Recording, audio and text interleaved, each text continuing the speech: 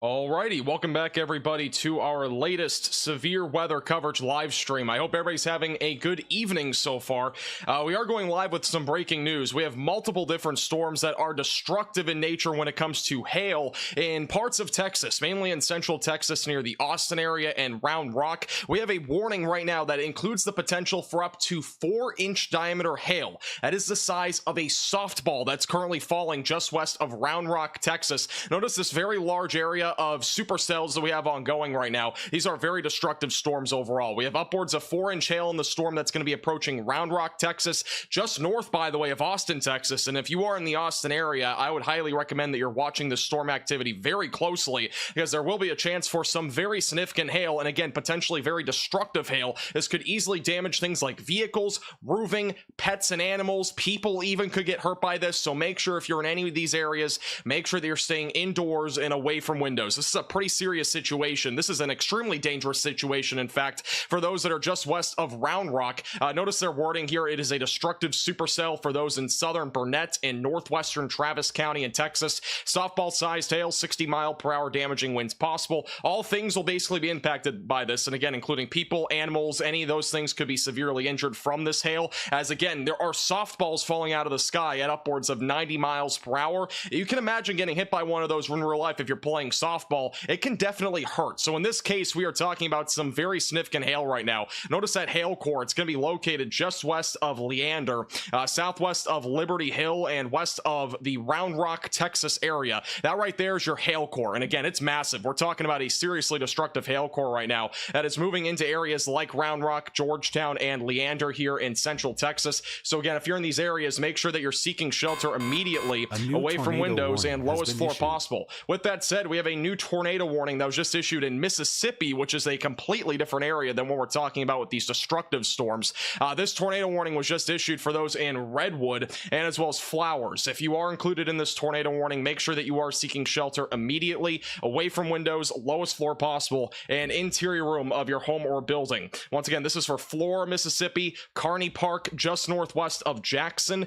We are using the Radar Omega app in this live stream, and you can download it with the top link in the description below. And this is a live cam that we're going to have on Radar Omega as this storm approaches near Jackson, Mississippi. So we might have a pretty good view on that. With that being said, we are also with Connor Croft, who is on a storm that is north of Round Rock, Texas, that is producing up to baseball-sized hail. And Connor Croft, bottom right of your screen, he is inside of that area there near Gerald, Texas, near Salado. This storm also is producing destructive hail up to the size of baseballs. So we have multiple different storms ongoing right now, definitely pretty significant storms ongoing across much of Texas. And once again, we do have a new tornado warning that was just issued back over in Mississippi. Let me go back to the tornado warning, give you a quick, more in-depth dive on this storm.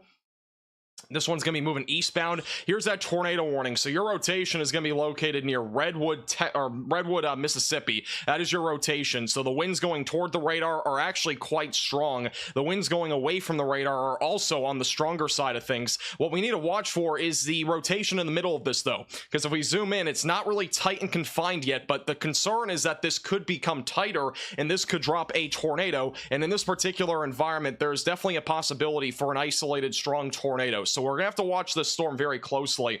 This is a Boeing segment of storms that's been ongoing all day long. It started well earlier today, back closer to lunchtime, and it's been going throughout much of northern Louisiana, producing significant damaging winds, but now it's also producing the chance for an isolated tornado. And once again, this will be moving towards Jackson, Mississippi. So if you are in this area just northwest of Jackson, make sure that you are seeking shelter immediately away from windows and on the lowest floor possible interior room of your home or building. We will be doing extensive coverage on the severe weather event for the next few hours. And once again, if you're just tuning in, tornado warning in Mississippi, and we got some very destructive supercells that are located back over in Texas, which we will hop to in just a moment. Let's go back to Texas. We have a new severe thunderstorm warning there. We're currently up to 14 severe thunderstorm warnings. We have a new warning for 3-inch diameter hail. That's actually the old warning, so that's not new, but this is still the storm that's west of Round Rock, Texas, and approaching Georgetown, that's producing up to softball sized hail. Again, that's not an exaggeration. That is what's happening there right now, is upwards of softball sized hail. The storm that is going into Temple right now in Salado, there's a new warning here for golf ball sized hail, so not nearly as significant as before. With that being said, there's a ton of lightning. There's definitely some destructive hail there with golf balls falling out of the sky at very fast rates, in addition to the potential for some damaging winds as high as 60 miles per hour. Here's a live cam on Radar Omega near this area as well. Notice it is raining a lot near Round Rock and just north of there. This is again specifically in Killeen, so this is the area that just saw some of the hail. Again, very ominous skies, very dark out, obviously sun just set, but a lot of rain falling. Definitely going to be a lot of lightning as well. You can see here on the lightning detection on Radar Omega, there's a ton of lightning with these storms, and it's very similar to what we had last night in North Texas, where we had a lot of significant lightning. There was lightning happening really non-stop last night, so definitely some very electrified storms. Back to the tornado warning back over in western Mississippi. Once again, we are watching this area of rotation back near Route 61 moving eastbound. This will be approaching areas near Jackson, Mississippi over the next several minutes. So once again, if you are in this tornado warning, you need to make sure that you are seeking shelter immediately away from windows, lowest floor possible, and interior room of your home or building, as this storm again has the capability of producing a tornado, and I'm not ruling out the potential for a maybe an isolated strong tornado. Even though you're not technically in the hatch tornado risk today, the winds and the velocities are definitely strong enough to the point where that could end up happening with this as it does continue to move to the east. And once again, if you are in Texas, we are tracking multiple dangerous destructive supercells, and we'll be keeping you updated with those as they continue to develop. Once again, Connor Croft, bottom right of your screen, he is on that hailstorm back over near Salado, Texas. That's producing upwards of baseball-sized hail right now, and we will continue to keep a very close eye on him. We do have some new updates on various things. The Storm Prediction Center just issued a new mesoscale discussion. That's basically a forecast for the next few hours, indicating that there's some severe storm development that is expected to increase this evening across parts of southern Texas. So that's going to be the storms that are south of Austin that are going to start to ramp up, and a new severe thunderstorm watch is expected there. So that is the latest here from the Storm Prediction Center on that particular area. And another area that is under consideration for a new watch would be actually in southwest Louisiana and southeast Texas, back near Port Arthur, Beaumont, and Lake Charles, where there will be a chance for some strong storms, and those might end up developing into severe storms, producing some damaging winds, isolated large hail, and a tornado risk. So there may be a tornado watch issued there at some point as well. And once again, if you are just tuning in, very obviously broad area of rotation right now, but also a pretty strong area of velocities that is just northeast of Vicksburg in Mississippi. This is an area of rotation that'll be approaching Jackson, Mississippi over the next several minutes. Once again, we'll continue to keep a very close eye on this storm as it does continue to move to the east. It's not imminent on a tornado, but it definitely could produce a tornado at any time, as there is definitely some very strong velocities, and we do have a little bit of a little hook that kind of developed here as well. And this is a pretty typical QLCS situation where we do have a little embedded circulation here in this line of storms. Let's go back to Texas. The severe thunderstorm warning was just downgraded. So the storm that was capable of up to softball-sized hail has been downgraded. It's not by much, but it's definitely at least some downgrade here. Let me try to center this a little bit better there. So there you go. But this is going to be for those in northwestern Travis County and south central Burnett County. This is for the potential for 3-inch diameter hail, which is the size of apples. So apples are falling out of the sky right now near really central Texas. Again, right in the vicinity of Round Rock and Georgetown. This is producing 3-inch diameter hail and 60-mile-per-hour damaging winds, and once again this will be moving towards areas like Georgetown and Round Rock over the next several minutes, moving towards Interstate 35. Once again, if you are in this particular severe thunderstorm warning, you need to be staying away from windows. This is going to be a destructive storm as it continues to move into areas like Georgetown and Round Rock with very significant hail. Wind-driven hail is very possible with this, which means that we very well could see the potential here once again for very significant hail going even into windows and into vehicles. It's a very dangerous storm right now that is moving towards Round Rock and Georgetown with, again, 3-inch diameter hail. That is the size of apples, and what that means is that apples are theoretically falling out of the sky, and those could very well injure people, injure pets, damage vehicles, damage roofing, and as well as even damage windows on your home, especially if we have enough wind that kind of drives those hailstones into it. Hailstones usually fall out of the sky around 80, 90, 100 miles per hour. So with that being said, these are like basically like a baseball pitcher in effect throwing like a baseball, for example. That's basically what's happening here, but instead it's coming out of the sky from like an airplane, and eventually it's going to fall down, and then if we have enough wind at the surface, that could also drag it into like a window or something along those lines in your home, and that could also shatter windows, and you obviously do not want to be near windows if you are in this particular severe thunderstorm warning. Same thing goes as well for the storm back up near Temple and Salado, where there is still a chance for hail as large as golf balls. This storm at one point was producing up to baseball sized hail, but the hailstone size has gone down at least a little bit here over the last several minutes. So once again, Central Texas getting hammered with very large hail. We have multiple storms in the Austin, Texas area. All these again moving for the most part eastward at around 30 to 35 miles per hour. The storm that's just east of Austin is a little bit more slow, but it is moving around 25 miles per hour. Live cam on Radar Omegas on the left side of your screen out of Killeen, Texas. There is a lot of lightning there still, and this is an area that just got hit by that hailstorm moments ago. I don't think Killeen in the down 10 area actually saw hail, but you were pretty close into proximity of seeing the potential for hail there. So once again, this storm will continue to move east, producing some significant hail, damaging winds, and also the tornado risk is a little bit lower here in Texas. It is a lot higher, in my opinion, as these storms start to develop more this evening, and I think the greatest tornado risk is really going to be overnight tonight, and we'll be talking more about this as we go throughout the live stream. Once there aren't as many significant severe thunderstorm warnings, we'll definitely give you a rundown of what you can expect tonight, and as well as tomorrow morning with these storms, as there will be some very significant severe weather tomorrow with widespread damaging winds, large hail, and multiple tornadoes being possible tomorrow morning and afternoon. Here's that tornado warning once again just northwest of Jackson, Mississippi. Once again, tornado warning issued right there. That is your rotation. We are still monitoring the potential here for a isolated tornado out of this little QLCS band of storms that we have near Flora and Kearney Park, Mississippi. This will be approaching areas just northwest of Jackson, Mississippi over the next several minutes. Once again, if you are in this tornado warning, you need to be seeking shelter immediately, away from windows, lowest floor possible, interior room of your home or building. We got two live cams on the left side of your screen, and those are both going to be in Jackson, Mississippi on the Radar Omega app. So we're going to continue to have these on the screen for you as this storm does approach. Those are going to at least give us an idea here of what's happening in the vicinity. There is a frequent amount of lightning with this storm as well. You'll see all these basically white lightning flashes here that are ongoing near Vicksburg. Again, this is the Radar Omega lightning detection, so a lot of lightning in this area near Route 61, moving toward Edwards and as well as Clinton, and it's eventually going to be going into the Jackson area with at least damaging winds. So at the bare minimum, we're talking about damaging winds up to 70 miles per hour, which is like an EF0 tornado, essentially an elongated area, moving into areas like Jackson, Mississippi, Clinton, Raymond, and Edwards. With that being said, we do still have a chance for a tornado as this storm does continue to move to the east, and we're watching this area in particular for that chance of a tornado. I'm not seeing a super definitive area though of rotation at this point. It's a little bit broader in the latest scan.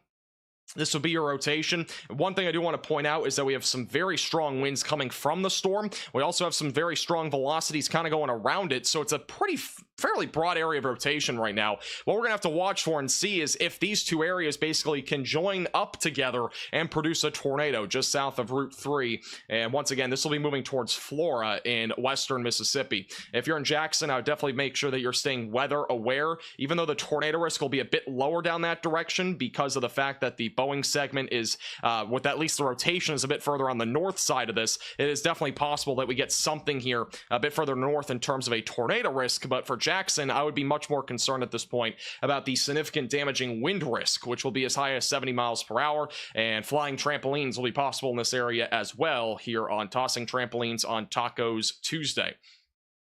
This does include Pocahontas, Brownsville, Flora, and Kearney Park in western Mississippi. And also, we are down to 8 severe thunderstorm warnings. We've had some big downgrades on the destructive hailstorms in Texas. Let's quickly go back to Texas here. And we do have a couple of storms now severe in southeast Texas. We'll go to those at some point.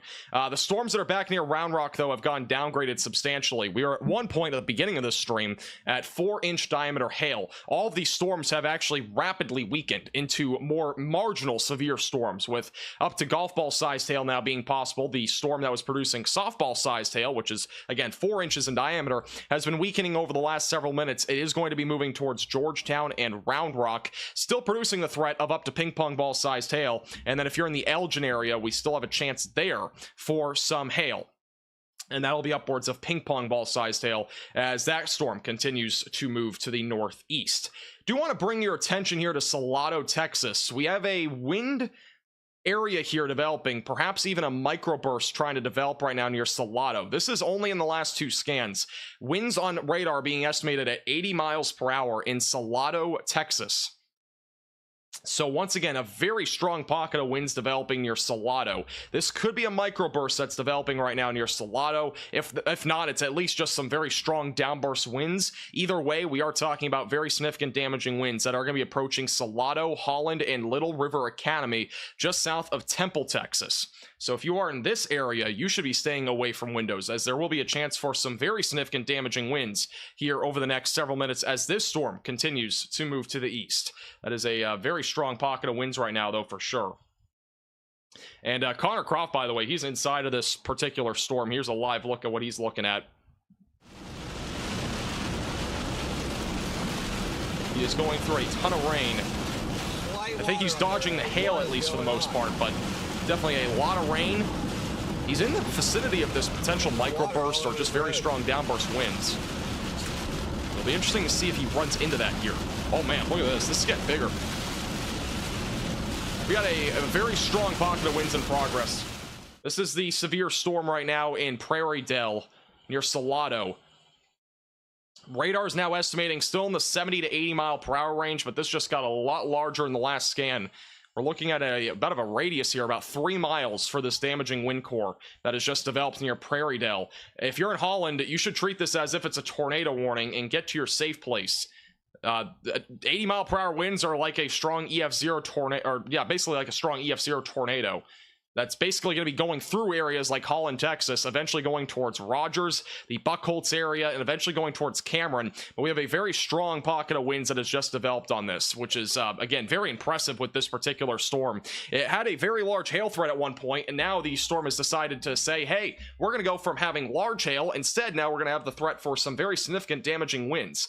They've not upgraded this warning yet, but I'm definitely not ruling out some damaging winds here, upwards of 80 miles per hour, as that continues to move to the east. Quick update on the tornado warning in Mississippi. We are starting to see that rotation broadening out for the time being. Again, this is a bit more of a Boeing segment of storms. So overall, the tornado risk does remain a little bit more of a short time window. Usually these are not super duper organized. So it's not a super imminent tornado risk by the looks of it. We are definitely still looking at some significant damaging winds. They have just condensed the tornado warning. So now it only includes areas like Flora, Pocahontas, in Mississippi, in addition to Kearney Park and Brownsville, so just north of Jackson. But the warning has just been condensed, and the area of rotation still on the broad side of things. It is located north of Edwards, northwest of Jackson, Mississippi. Rotation is definitely a bit broader here over the last few minutes. And no CC drop, nothing like that. So no tornado on the ground here. I would be paying attention, though, down here to this. That is at least some damaging winds around 70 miles per hour. With that said, if we get another one of these situations where we get like a kind of like a little notch developing here, we could get another isolated tornado risk going even a bit further down to the south of this current tornado warning. So we will have to watch that very closely. And notice again that Boeing segment here is pushing a ton of damaging winds right now through areas like Edwards and right along Interstate 20. And this will be moving towards areas like Clinton and Jackson over the next several minutes. So once again, if you are on this tornado warning, get to your safe place, away from windows, lowest floor possible in case this does try to drop a tornado over the next few minutes. Trampoline meter today is actually low. The trampoline meter tomorrow is going to be the highest risks that we have on the scale. And we'll be talking about that at some point here soon. But that is literally the highest risk, which is a gone forever stage. We don't ever really use that risk. We've only used it, I think, 2 times. And so this would be the 3rd time ever that we would be having to use that tomorrow. So tomorrow is again going to be the most significant day of severe weather. It all really begins late tonight. I think that really, I thought this over, like the daytime threat wasn't going to be too significant. It wasn't, which was a good thing we didn't go live earlier because there wasn't a whole lot of activity. It's definitely getting more active now, and I expect honestly for the rest of tonight into tomorrow to get very active. And we're talking the potential for a very large area of showers and thunderstorms to develop tonight and move into areas like East Texas, Louisiana, and as well as Mississippi and Alabama tomorrow, producing a widespread swath of damaging winds, large hail, and multiple tornadoes, which a couple of those could even be strong. I'll be talking more about that once we have a bit less warnings. For the time being, we're going to focus on what's happening now, and then we'll get to that activity once we get a little bit closer to at least having a little bit less warnings than we have now, because we still got a lot of stuff happening right now. So once again, if you are tuning in and you are in areas like Central Texas near Austin and Killeen, I do want to remind you that we did at one point have storms here at the very beginning of the live stream at near 4 inches in diameter across areas. Tucker, that's not a tornado warning, by the way.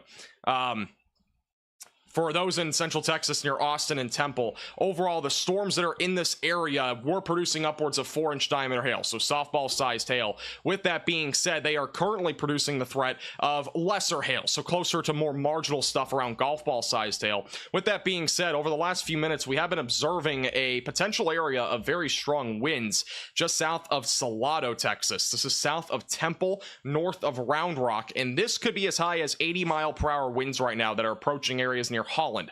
It's not confirmed as of right now, and the warning has also not been updated, but we are at 82-mile-per-hour velocities on radar. Granted, this is a little bit higher up into the atmosphere, but those coming down to the surface are at least probably in the ballpark of 70 miles per hour here near the Salado area. So once again, if you are in this severe thunderstorm warning, I would just be hunkering down, getting to your shelter spot, just in case this does try to produce very high wind speeds around 80 miles per hour. Strong downburst winds at 80 miles per hour are essentially like a tornado that's an EF0. So you definitely want to make sure that you're taking this really seriously if you're in the Holland area near Bartlett over the next several minutes. And we'll go back to the tornado warning here back over in Mississippi. Once again, we do have one tornado warning, and it's the one over here in western Mississippi, just northwest of Jackson. This particular storm is not really nearly as intense as before. What I'm looking at here on the reflectivity is interesting. Once again, we got the Boeing segment here. We got a little inflow notch kind of up here on the top side of the storm, and then right in here would be your hook right there, just west of Flora. So definitely a little interesting area there. The rotation on radar is not super impressive, at least on the latest radar scan at 8:11 p.m. This is the newest one.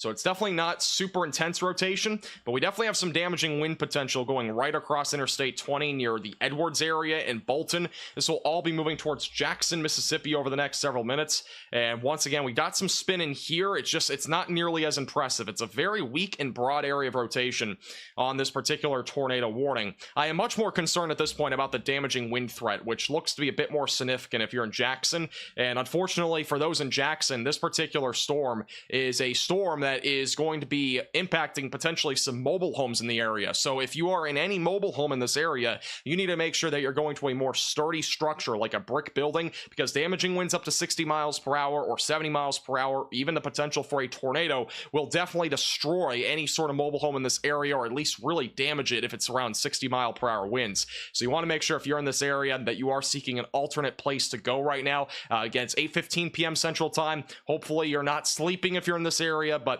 obviously if you're watching this, you're not sleeping. But if you know anybody in the Jackson, Mississippi area, just make sure they're aware of this. I would recommend that you do go to somewhere else. I didn't mean to do that, but if anywhere in this area, I would definitely recommend that you are going somewhere else, like a sturdy structure, just in case, because we have some significant damaging winds and the potential for an isolated tornado here over the next hour or two. And if we do get any more of these little QLCS notches here, or little kinks in the line of storms, we definitely could get an isolated tornado. So we'll have to continue to watch that very closely. And these are, again, the live cams on Radar Omega near Jackson, Mississippi. The tornado warning was just canceled, so we don't have to worry about this anymore. The rotation was broadening out over the last few minutes. There is still a chance for an isolated tornado, as I mentioned before, but the odds of that, at least for now, are not applicable of a tornado warning. We will have to watch this as it moves towards Jackson, because that tornado threat is definitely not zero, as we are dealing with a Boeing segment of storms just west of Jackson, Mississippi. Let's go back to Texas, and I think we're going to go to Connor Crawford real quick. Let's get a quick update on him. He's currently driving here in Salado, Texas, in a golf ball-sized hailstorm with the potential for some very strong damaging winds if this storm does verify with the velocities. Bottom right of your screen is that very high wind field that we're talking about near Salado. That right there is damaging winds upwards of 70 to 80 miles per hour in a very small little area here. Again, potentially a microburst or either that or just very strong downburst winds here, as this does continue to move to the east towards Holland and eventually going to be going toward areas like Sparks, Donahoe, and as well as the Villas in central Texas. Again, just north of Round Rock and just north of Austin, Texas. But it looks like Connor's at least gotten out of the core of that storm. He's actually going southbound, so he's going to intercept the massive hailstorm that we had moments ago. This is the live radar. So once again, we got some significant damaging wind potential here near the Prairie Dale area. Once again, this warning is only at 60-mile-per-hour damaging winds, but this is definitely probably higher than that. At least by radar, we're definitely seeing some higher wind speeds, upwards of 70 to 80 miles per hour, a little bit off the ground. With that being said, they have upgraded the warning. So we are now onto a destructive, or at least not destructive, but a considerable severe thunderstorm warning here. Tennis ball sized hail and 70-mile-per-hour damaging winds now are a increasing concern on this storm for those in the Harker Heights area. This includes northwestern Malam County and southeastern Bell County.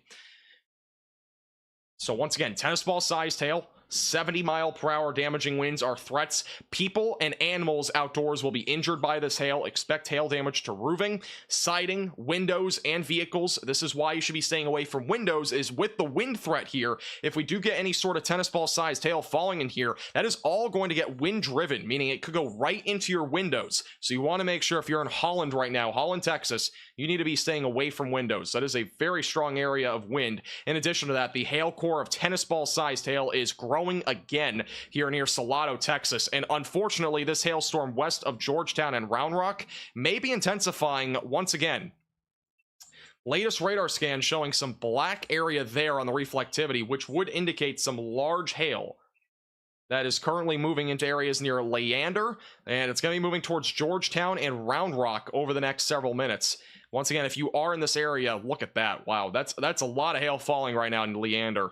All that green and blue that you're seeing there, that is all the correlation coefficient simply picking up on the significant amount of hail that's falling in this area. Whether it is a large quantity of hail or a large quality of hail, which I mean like, you know, a large size of hail, it's still kind of unknown. But when we start to see more of this black color showing up near Leander, it definitely gives me a more of an idea here that we're probably talking about possibly 2-inch diameter hail falling here again in the Leander area. In addition to that, there is a lot of lightning that'll be moving towards Georgetown and Round Rock over the next several minutes. So two very concerning storms again here in central Texas that we are going to have to monitor very closely. That wind core is growing really large just south of the Salado area. If you are in Holland, I cannot stress it enough, get away from windows. This is a significant storm right now that is moving into Holland, Texas, that has the chance for damaging winds as high as 70 to 75 miles per hour.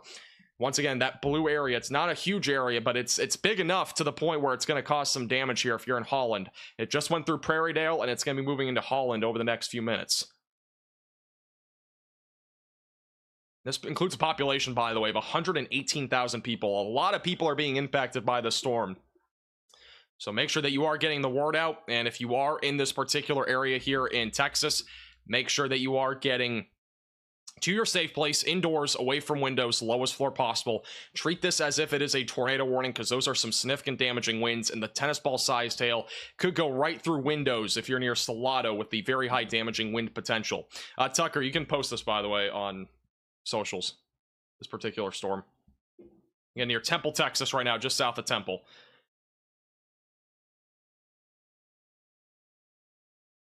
Thank you, Waco, for the $5 super chat. Will Waco, Texas see severe weather tonight? Waco's probably done. I think the majority of the storms are going to stay down here. I don't think you're going to get a whole lot of action up there. Thank you for your $5 super chat. But I think overall, back up there in Waco, I think you're going to be okay tonight. Even though there is a chance there for some isolated severe weather, the majority of the convection has stayed down here to the south. So I think overall, the most significant storms that we're talking about, like this one with the tennis ball sized hail and significant damaging winds, this will all for the most part stay down to the south of you. Thank you, Peter, for becoming a minimum velocity member. I appreciate it. And welcome to the velocities. And also thank you, Captain, for the $2 super chat. The stones I have in my hands are huge, 3 inches in diameter. If you guys have any photos, feel free to tweet me on Twitter at MaxVelocityWX. You can also go to our Facebook page and message me, and I will try to at least show some of that here on our live stream. And with that being said, I am going to see if we can see any photos here on Twitter. And we are getting reports right now of baseball-sized hail in Salado, Texas. So again, baseball-sized hail now falling near Salado, Texas. The hail core has just grown a little bit more. If you're right in the Salado area, once again, tennis ball-sized hail, potentially even larger than that near baseball-sized hail, is going to be possible over the next several minutes as this storm continues to move toward Rogers. So very significant hail right now falling in this area.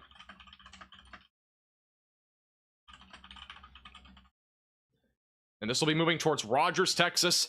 Cameron's also in the track of this. I know we have some viewers from College Station. You're probably still a good hour out from any of this storm activity impacting you. Hopefully by then this activity is a little bit weaker, but with that being said, these storms have been very intense for the last several minutes. It looks like that wind bag that we've had over areas near Prairie Dale is a little bit weaker, not nearly as intense. With that being said, we are definitely still seeing damaging winds around 70 miles per hour.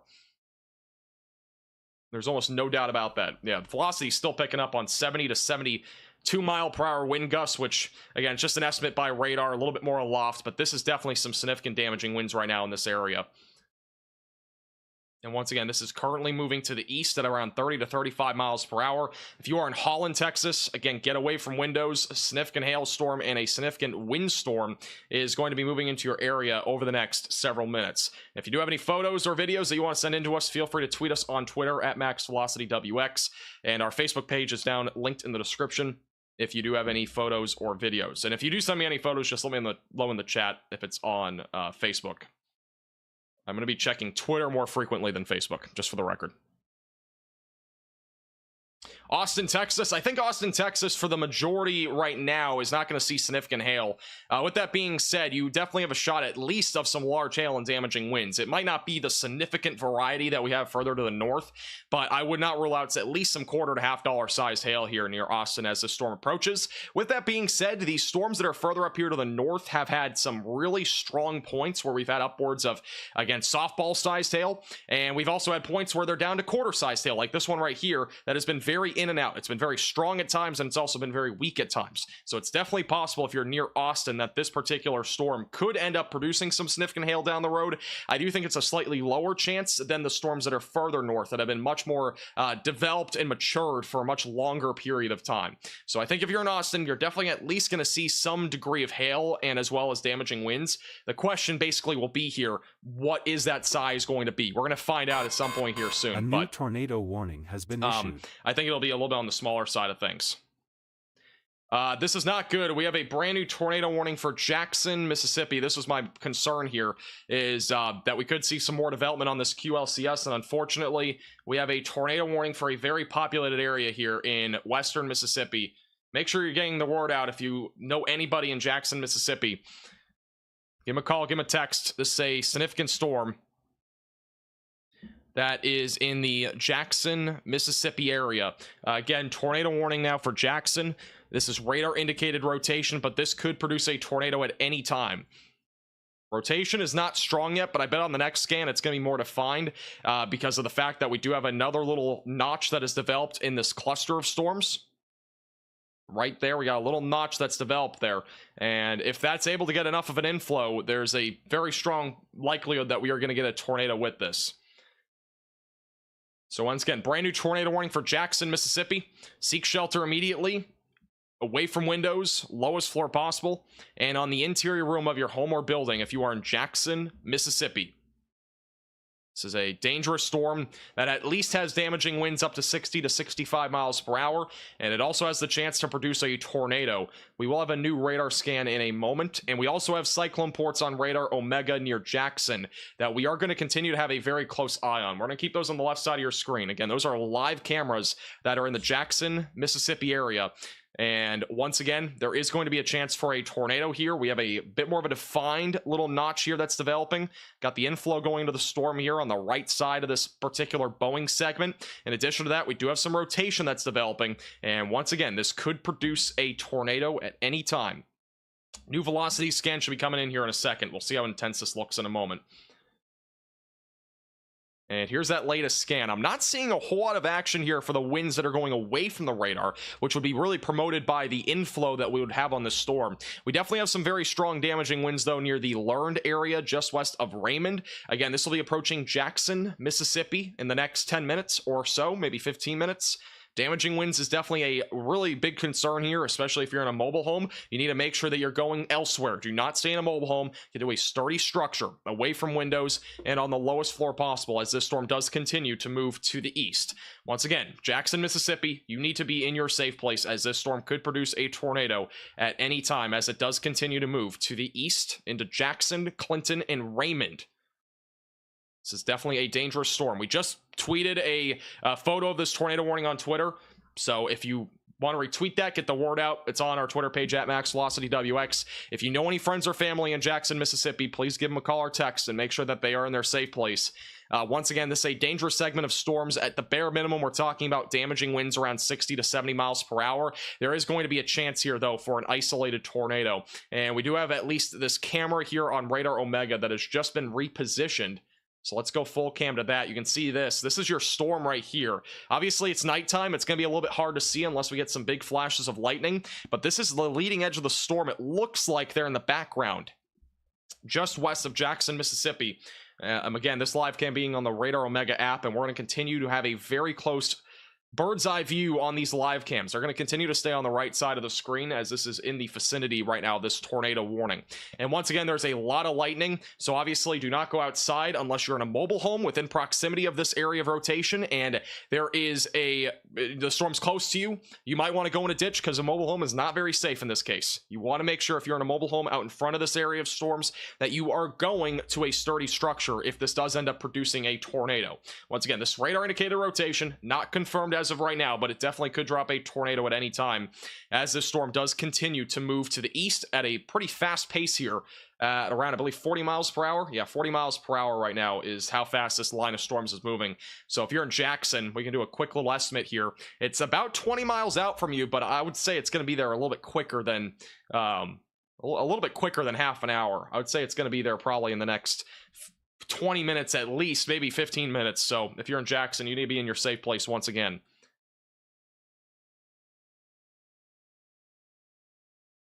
And here's the latest radar scan. Actually, we have a hail core developing back up just south of Batonia.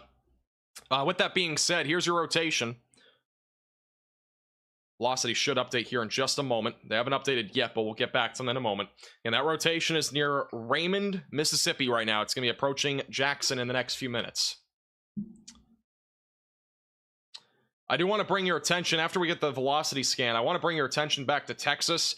We have one tornado possible storm, and we also have a tennis ball sized hailstorm that we're going to quickly go over as well. Here's that rotation. And yeah, the rotation's definitely starting to increase a little bit here. Obviously, we don't have any reds, so it's not a super tight array area of rotation, but right there is where we would be watching for the potential for a tornado. So once again, that black circled area would be our pocket of rotation that we're watching. And that rotation is definitely trying to intensify here near Raymond. Let's go back to Texas, though, real quick. We do have a couple of warnings that I want to dive into real quick. There's one near Williamson, Texas. This is just east of Austin. I'm going to take these cameras off for a second. Just east of Austin near Elgin and Lexington. Let's go to the velocities. This is a tornado possible storm. Looks like we've had some rotation kind of on the east side of the storm, but nothing super definitive yet. This is producing golf ball sized hail, 60 mile per hour damaging winds.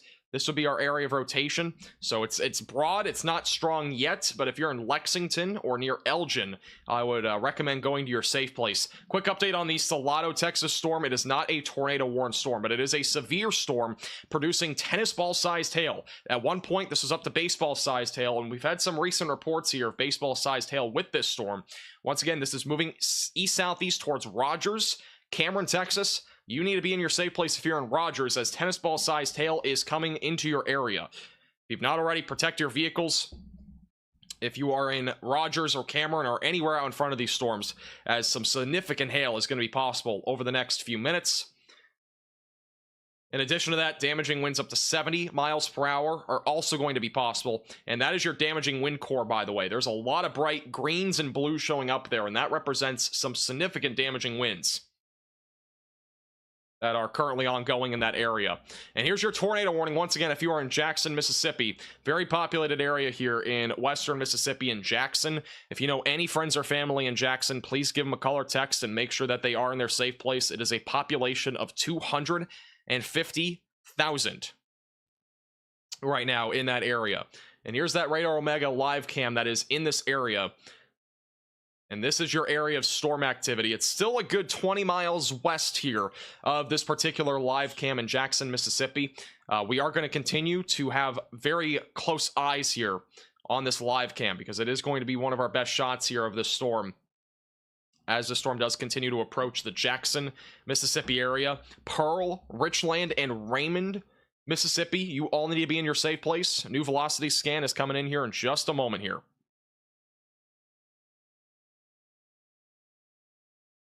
And let's check this out. Right here is that strongest pocket of rotation. It's right there. We have some very bright green color showing up there, which at least indicates strong winds going toward the radar. I'm gonna have to verify this a little bit. It is showing a CC drop, but may be an error. No, that's possibly a tornado in progress right now. Bare minimum, there's some damaging winds, but it looks like we have a CC drop right now that is near Raymond. This is likely a tornado in progress near Raymond, Mississippi right now. The last radar scan also showed that, so we've had two different... Yep, this is likely a confirmed tornado here moving towards Raymond. Again, very strong rotation just west of Jackson. And there is likely a tornado in progress near Raymond, Mississippi right now, approaching Jackson. This has now gone to confirmed. This is an urgent alert. A tornado is on the ground. Seek shelter immediately. This is a radar confirmed tornado that has just been confirmed here by the National Weather Service. Once again, that is a tornado in progress that's going to be moving towards Jackson, Mississippi. Once again, if you are in this tornado warning, you need to be seeking shelter immediately, away from windows and lowest floor possible.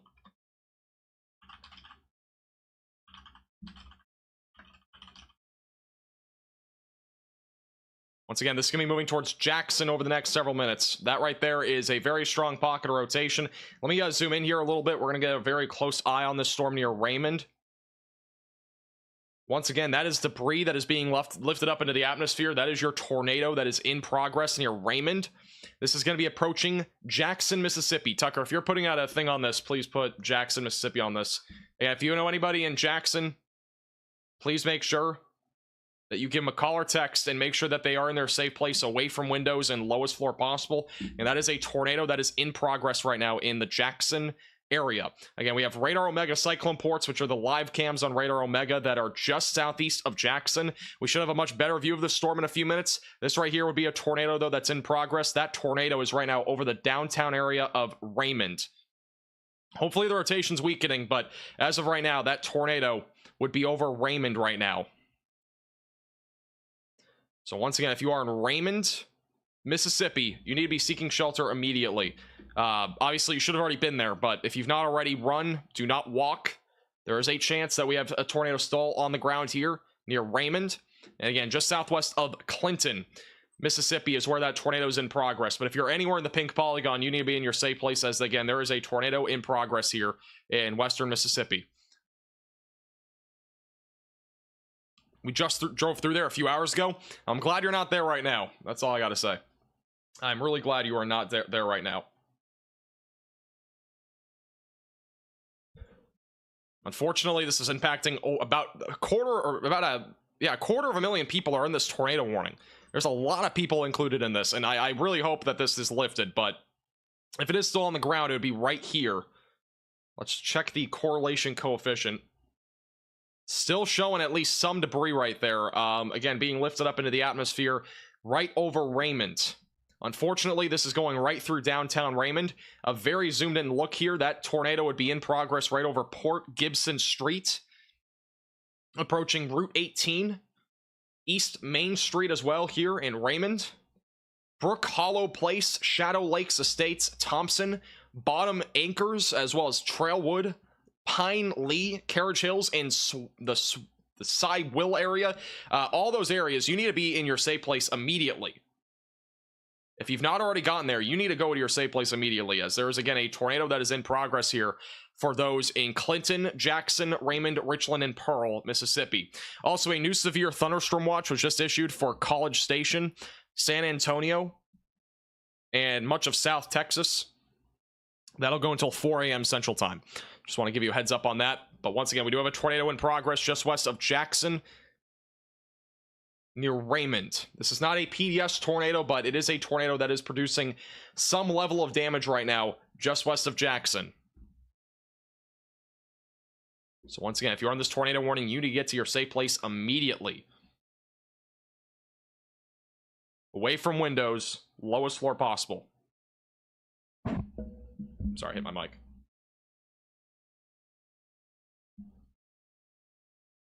New radar scan will be in here in just a second.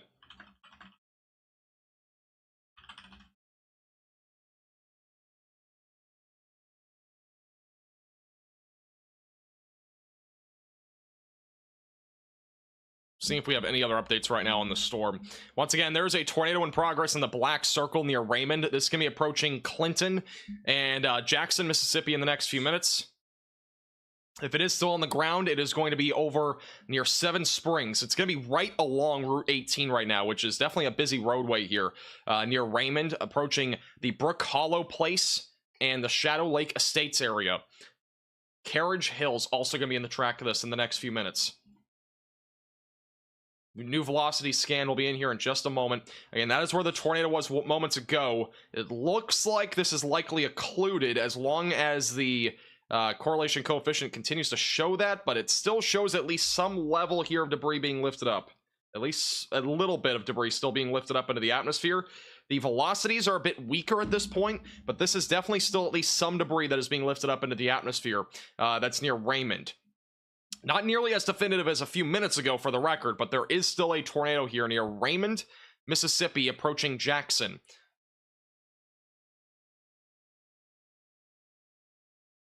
So once again, if you are in Jackson right now, anywhere in Jackson, Mississippi, or in the surrounding areas in the pink polygon, get to your safe place, as there is likely still a tornado in progress.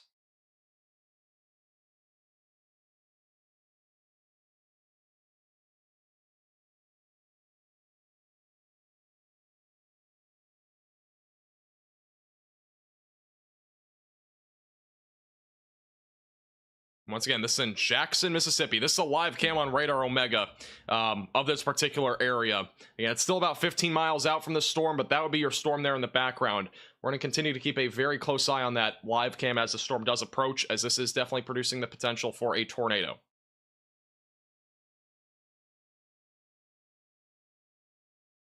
Yeah, if you have any photos or videos, please tweet them on Twitter at MaxVelocityWX.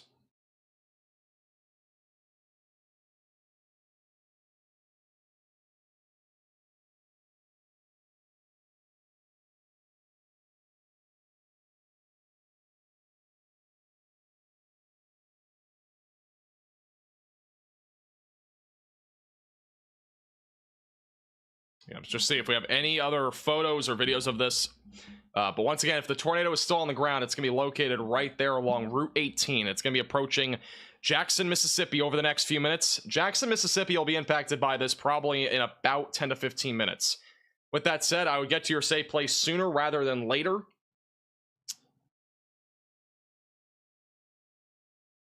If you are in Jackson. And once again, this is radar confirmed. We don't have any photo or video evidence of this yet, but with that being said, there is... Again, there's definitely still at least some sort of tornado on the ground, at least as of the last radar scan. We don't have really that notch anymore, though, near Raymond. We did have a bit more of an inflow notch a few minutes ago. Don't really have that anymore. So maybe this is definitely... This potentially could be occluding and weakening. That is the hope. Well, we'll see if that continues here. With that being said, we have a lot of hail starting to ramp up here just north of the tornado warning near Madison and Ridgeland. Flora has just got some hail there. I'm retweeting a video on Twitter, by the way, of a very strong wind core. I'm not sure where, but it was a pretty impressive area of wind. These storms are definitely producing a lot of damaging winds as well. Just an FYI, by the way, large hail up to tennis ball sized hail and damaging winds up to 70 miles per hour is still ongoing south of Temple, Texas. We'll continue to keep a close eye on that storm as well. All right, let's check out and see if we still have a tornado on the ground here. It looks a bit more unlikely. The correlation coefficient didn't update quite yet. I'm not seeing really a whole lot of rotation anymore on the leading edge of this area. We don't have that inflow notch anymore, so it is possible that this tornado is lifted. With that said, I would still stay in your safe place just in case we are not seeing something that might be happening right now on the ground.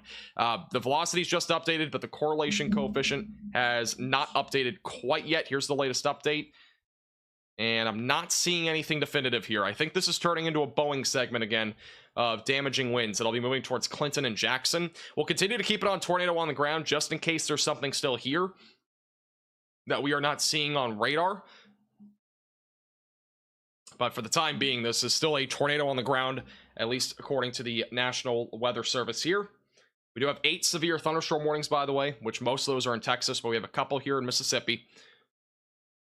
We're going to have to continue to watch this large MCS that has developed, because this is going to continue to produce some significant damaging winds as this goes across Mississippi, and a couple of embedded tornadoes in this cluster of storms here across much of Mississippi. Peak of damaging winds are ramping up near Clinton, by the way. Though that could be upwards of 70 mile per hour damaging winds that are right now moving into Clinton, Mississippi. That bright green right there on radar is at least 60 miles per hour, but we definitely could have some spots in there near 70 as that continues to move toward the Ridgeland area and as well as Madison over the next several minutes.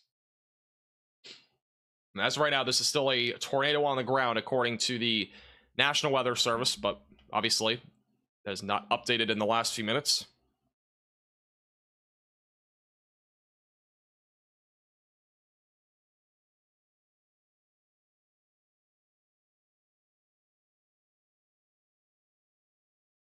Audio should be working. It's working on my end. Is the audio not working? I can try to restart it.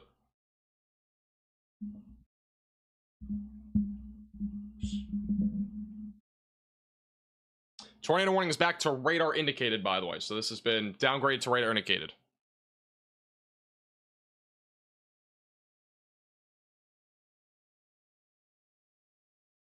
Let's pull up the good old audio settings real quick.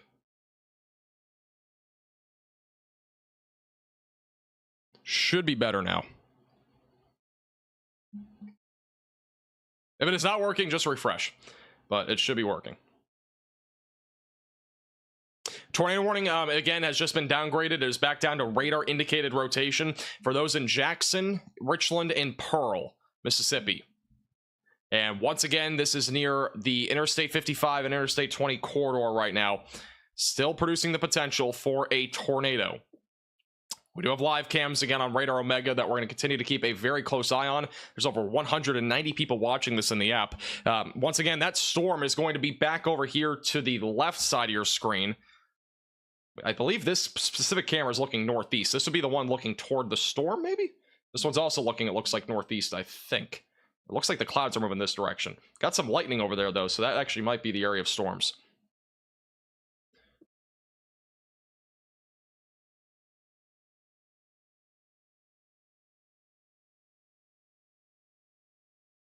Not 100% sure on the direction of those, but we got a lot of lightning there in the background here on this particular tornado warning storm. Good amount of lightning there in the background, which again is near Jackson, Mississippi right now.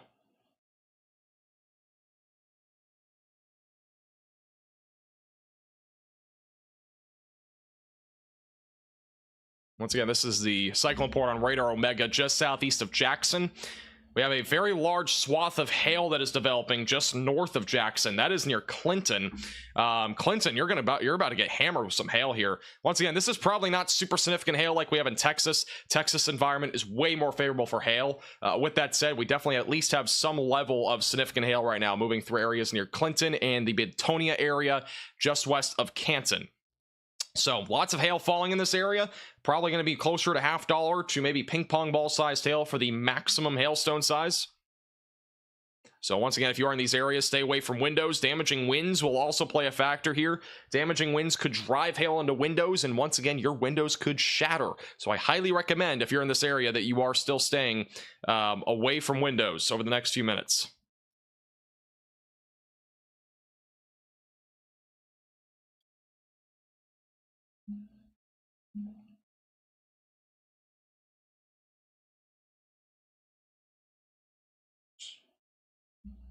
All right, here's the latest radar scan.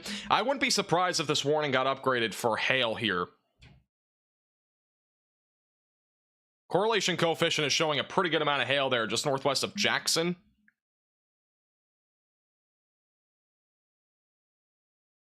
And yeah, we got a large swath at least of damaging winds, but that right up there would probably be a more significant hail core. And in addition to that, we still have an area here of higher wind speeds that's going to be approaching Ridgeland and Madison, Mississippi over the next few minutes. So once again, if you're in this area, stay in your safe place as significant damaging winds will be possible.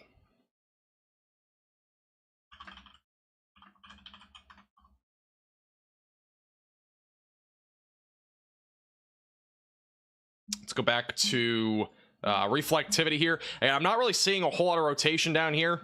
There's at least maybe a little bit left here on this leading edge. It'd be right there. We'll see if there's any CC drop again. I'm not seeing any right now. That's the area that we'd be watching for a tornado, though. It's approximately 10 miles or so from Jackson. It's actually about 7 miles away from Jackson. It's 12 miles away from the Radar Omega Cyclone Port live cam that we are going to continue to keep a close eye on. Here's that live cam. Been a lot of lightning on this live cam, and you can kind of see the flashes there. It should start a little bit more here in the next couple minutes. What is the CC? The CC is the correlation coefficient, and it basically what it does is it shows various objects in the atmosphere, and in most cases we are looking for either hail, a tornado, or just purely rain. And in most cases, at least for severe weather, we're either looking for large hail or a tornado. So we look and see if there's some sort of debris being lifted up into the atmosphere, if there's some sort of significant hail that's happening, etc. That's essentially what the correlation coefficient does and shows us. Especially with a storm like this, more than anything, we're looking at the correlation coefficient for any sort of tornado potential here, because this is a tornado warning. With that being said, we have a huge swath of hail up here that is not part of this tornado warning.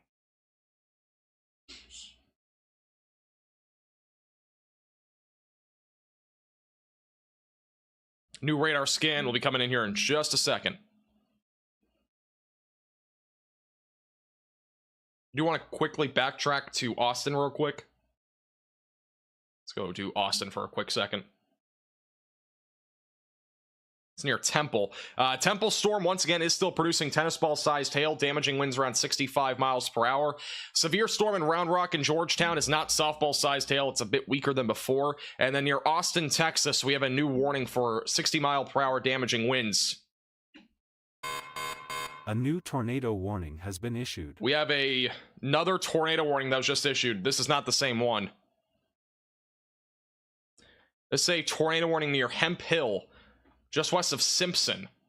Look at that thing. That is some strong rotation. Strong rotation developing. This is right on the Texas and Louisiana border, southwest of Florian. Gonna be moving towards Route 171 over the next several minutes. If you are in this tornado warning, you need to be seeking shelter immediately, away from windows and on the lowest floor possible. Interior room of your home or building.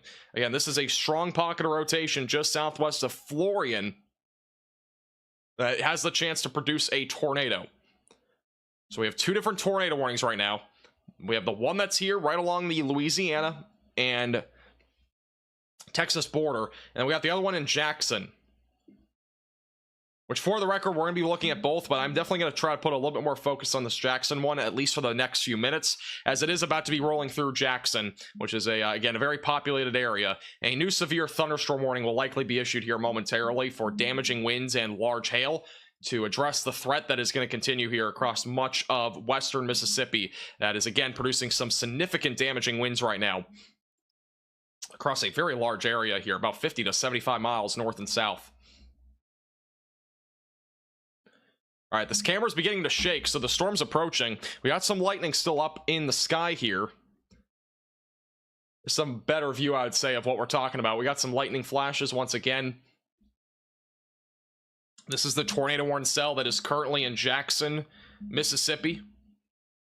Once again, in Sabine, Louisiana, and Sabine, Texas, we have another tornado warning that was just issued moments ago.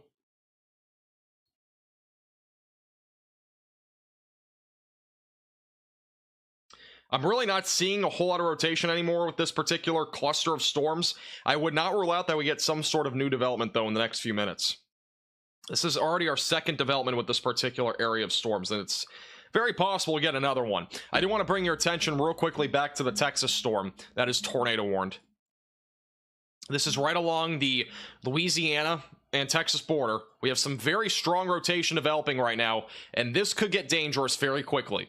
This could potentially go strong if we get a tornado here. We are in the environment where strong and potentially large tornadoes will be a possibility tonight, and that is a very strong area of rotation that's developing near Route 191. Hopefully we don't get a strong tornado, but this is an area that I would be watching for very closely right now. If you're near Florian, Louisiana, or just east of Hemphill, Texas, this is a storm that has some very strong rotation right now, and if we get a tornado, it could either be strong or large, as we are in that environment where it is possible that we get something like that. As of right now, there's no CC drop, luckily, but we obviously have to watch this storm very closely over the next few minutes, as it is still radar indicated rotation, but this could definitely produce something a bit stronger than we're accustomed to if it does end up intensifying. And again, this is an environment where we have a very favorable amount of low-level jet, very strong low-level winds, and any cells that become a bit more discrete like this one are definitely going to be in the playing cards here for producing an isolated strong tornado.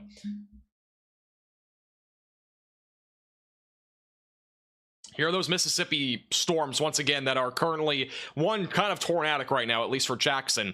We also have a very strong segment of storms right now moving through Ridgeland and Madison near Interstate 55. That is producing some significant damaging winds upwards of 70 miles per hour, in addition to some significant hail right now, upwards of $50 to ping pong ball sized hail. It is likely a large quantity of hail that is heading towards Ridgeland and Madison over the next several minutes. And this is, again, our live cam in Jackson, Mississippi on Radar Omega. We'll continue to watch this very closely as this storm moves into the area. Lots of flashes of lightning. They've been picking up more and more over the last few minutes as the storm does continue to intensify. I'm not seeing any sort of definitive area of rotation right now. Maybe a small one here just west of Jackson, but it's nothing too crazy. They still do have a tornado warning, at least for the time being, that it's going to include Jackson. They just updated it. It does still include Jackson, Pearl, and Richland in Mississippi. So once again, if you are in this tornado warning in Jackson, I would just at least take the proper precaution here and make sure that you are staying away from windows and on the lowest floor possible interior room of your home or building, as that could produce a tornado at any time.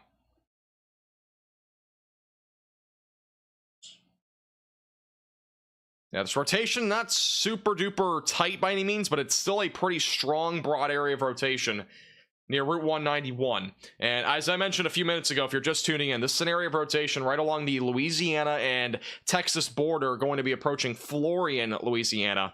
And the problem with this storm in particular is that it is in an environment where we could get a strong and perhaps even large tornado. With that being said, I'm not saying this storm will do that, but it has the chance to do that if it ends up maturing, intensifying, gets a strong inflow. We do have a pretty strong swath here of velocities at the bare minimum.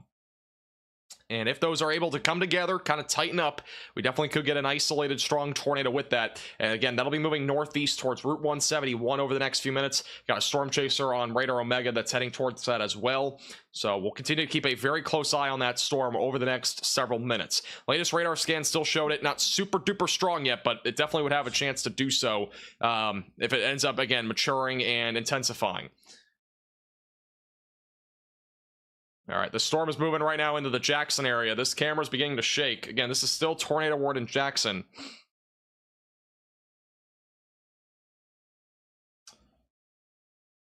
Lots and lots of lightning in the area. We're probably going to have our best view in the next few minutes on this Radar Omega cyclone port. It's probably about 5 or 6 miles just west now of this. Yeah, about 7 miles west of this cyclone port. Once again, there is still some rotation, but it's definitely weaker than before. With that being said, we still could see an isolated tornado drop out of this as it moves through Jackson. So again, if you are in Jackson, Mississippi, I would stay in your safe place away from windows, lowest floor possible for the next few minutes, as there is still a chance for an isolated tornado.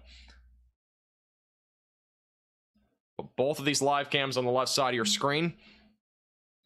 A bird's eye view of this as it continues to move into Jackson, Mississippi. For those that are in Jackson right now, you guys hearing anything in the chat? Let me know in the chat if you're hearing anything right now out there in Jackson.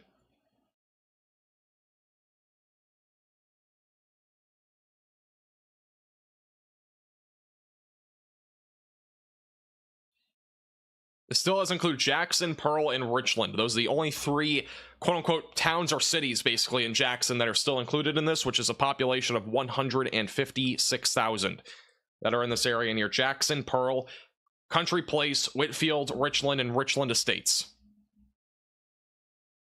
How's it going, Shelly? Welcome back.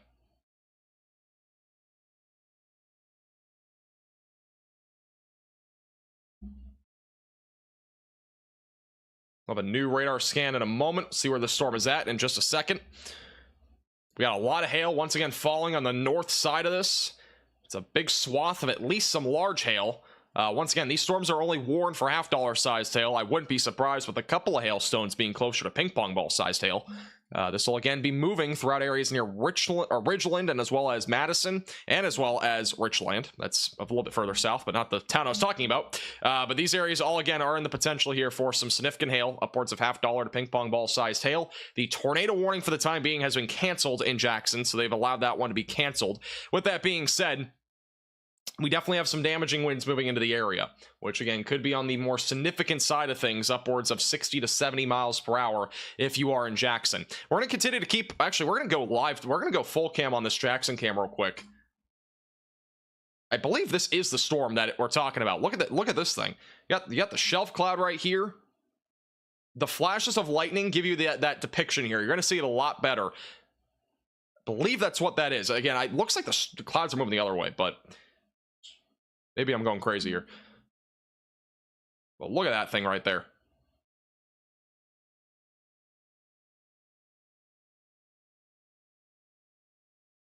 Once again, this is live in Jackson, Mississippi. We got a ton of lightning with this storm too. And it's a very, very strong area of storms with lots of hail, very heavy rainfall, in addition to the potential for an isolated tornado down the road. Just an update, by the way, the tornado warning that is currently ongoing back over in Florian, just southwest of Florian, Louisiana. The rotation's still on the broader side of things, but I'm going to continue to keep a very close eye on that storm.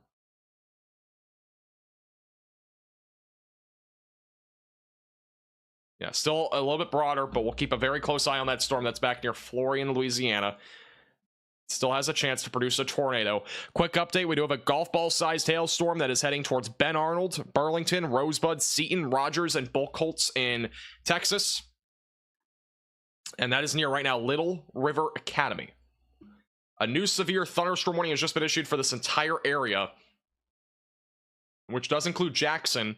That is going to be for damaging winds up to 60 miles per hour, in addition to $50 sized hail. Got a lot of hail right here. This is really the main area, but there's also some up here. Got plenty of hail on the north side of Jackson, Mississippi right now. Very significant area of storms moving through this area. All right, we're going to go back to this live cam once again. Again, this is the Radar Omega Cyclone Port. Giving you an idea of these storms that are moving through. We got some pretty good angles on this. We got 2 different angles on this particular live cam. Very impressive area of storms, though, for sure, that's moving into this area. All right, real quickly, thank you to Civ for the $5 super chat. Sorry I missed that message. I'm guessing you're still here, but I appreciate your $5 super chat. Hopefully I gave you a refresh earlier. Thank you, DK, for becoming an 18-month VIP Velocity member. I appreciate that a lot. Thank you, DK. It is going to be a long day tomorrow in the Dixie Alley. I'm going to try to be live at some point tomorrow. If I go live, though, it'll be after 2:30. Unfortunately, the majority of the event is morning and early afternoon. If there's still stuff ongoing in the afternoon hours, I will try to go live around 2:30 or so, but no guarantees on that. Again, I have a lot of stuff going on tomorrow morning, so unfortunately, it's not going to be a super long stream probably tomorrow, but if I do go live, it'll be after 2:30 if there's any significant stuff remaining. Thank you, Brent, for becoming a Maximum Velocity member, and also thank you, Blake, for the $4.99. Yeah, tomorrow's going to be way worse than today, which, honestly, today is a beginning of tomorrow, essentially. What I mean by that is that anything that we see today is really just going to carry over into tomorrow. A lot of these storms that are developing now are not going to go anywhere tomorrow. They're going to continue to strengthen and move through areas in Mississippi, Alabama. So, again, unfortunately, a lot of this activity that we're talking about right now is what we're also going to see tomorrow. Yeah, look at that storm right here. Lots of lightning. That's your storm. It's moving right into Jackson right now. It's moving right through Jackson. Got a lot of hail falling with the storm, a lot of wind. It's a very impressive storm structure. And again, you can see the shelf cloud. If this was daytime, this would look a lot crazier. But with that being said, it's nighttime. We can't control that. But this right here would be, it looks like maybe even a little bit of a lowering here, but we definitely have a pretty large shelf cloud here that's moving right through Jackson, Mississippi right now.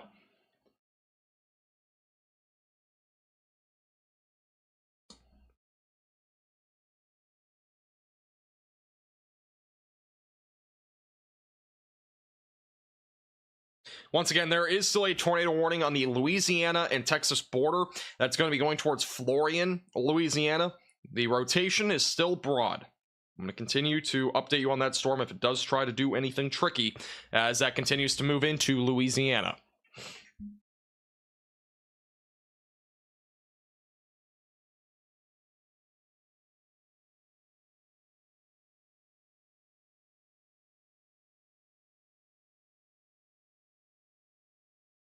Back to the other cyclone port on Radar Omega. This is the other angle on this storm, and once again, this is what these storms look like right now on live radar. It is a pretty significant area of storms that's moving through this area. Just for the sake of this particular storm, I'm going to put it back down to tornado possible, just so we're not getting too confused about this being a tornado warning. With that being said, this area of storm activity is producing a frequent amount of lightning, in addition to some large hail and a large swath as well of damaging winds on this Boeing segment. I'm still not ruling out an isolated tornado if we get another little notch in here. Got a lot of different areas, at least of some spin, but it's not much. It's kind of on the backside of the linear area of storms that we have here. With that being said, I would not rule out, again, maybe an isolated tornado as this activity does continue to move to the east. And there is your storm, by the way. Look at this thing. We got a massive shelf cloud here at the top of your screen. That is a really definitive look at that. And then again, a large rain shaft right here. All that rain falling, all the damaging winds. You got some lightning back there in the Jackson, Mississippi area.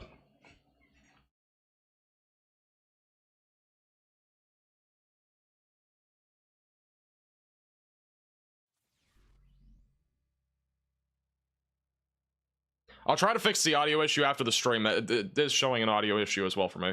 I'm not sure exactly what it is, but it's been popping up on YouTube for some reason.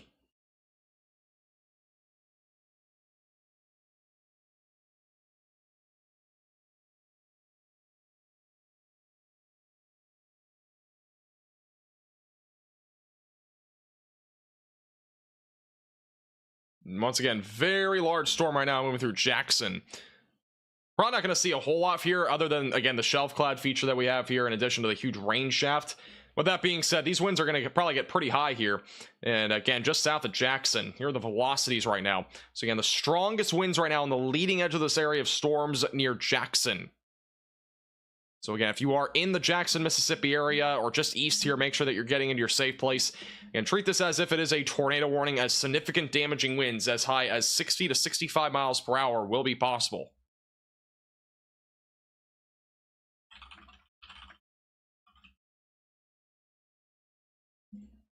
And this is near going to be approaching Morton, Brandon, Jackson, Richland, Florence, and Canton here in western Mississippi. We are currently sitting at 8 severe thunderstorm warnings. We do still have that tornado warning along the Louisiana and Texas border.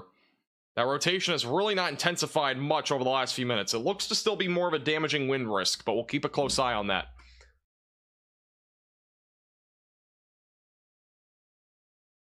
Here's that storm over near Jackson. It's moving into the eastern side here of Jackson. It'll be bringing a lot of rain. Again, lots of lightning. You can see the massive area of rain that's falling out of the sky here. Lots of precipitable water here across Mississippi.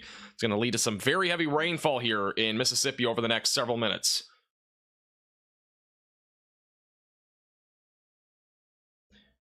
And by the way, if you do have any photos or videos, you can feel free to tweet us on Twitter at MaxVelocityWX. If you have any photos or videos of these storms, if you've captured any hail photos, you can also tweet us on our Twitter page at MaxVelocityWX. Let's quickly go back to that tornado warning. Do want to give you a quick update on this. Once again, this is our tornado warn cell. The tornado warning goes for 8 more minutes. It does include Florian, or just southwesterly of Florian, near the Hornbeck area, right along the Texas and Louisiana border.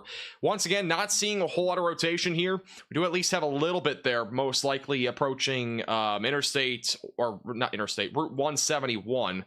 Reflectivity is a minute behind, but that would be your area of rotation that we're watching. I'm mostly concerned right now about a damaging wind risk with this, but I'm not ruling out an isolated tornado, as this area of storms does continue to move towards areas like Fisher and many in western Louisiana. Still got some massive hailstorms ongoing back over in Texas. I did not notice this, but we have a significant damaging windstorm producing 70-mile-per-hour damaging winds in Oklahoma. Believe it or not. This is kind of out of left field here. I just want to give you a quick update though on this. Damaging winds up to 70 miles per hour right now, moving towards Frederick, Altus, Route 183, Route 62. And a little bit of a hail core even near the Vernon area. So a bit of a surprise. Not an area that I was expecting severe weather in tonight, but granted, it's a fairly favorable environment here across many areas.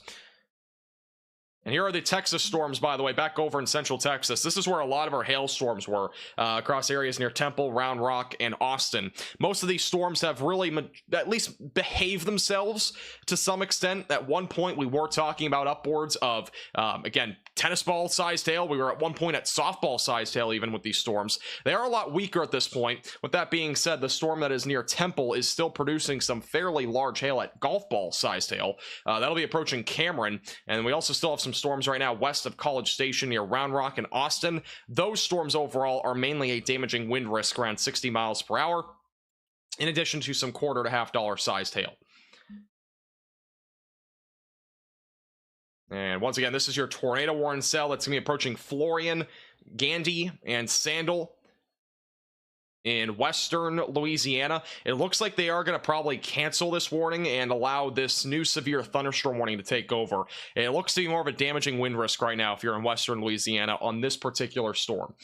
With that being said, I do want to quickly go back to Jackson here. We have that area of storms moving right through the cyclone port here on radar Omega. Looks like that area of storm activity is right now moving into Jackson.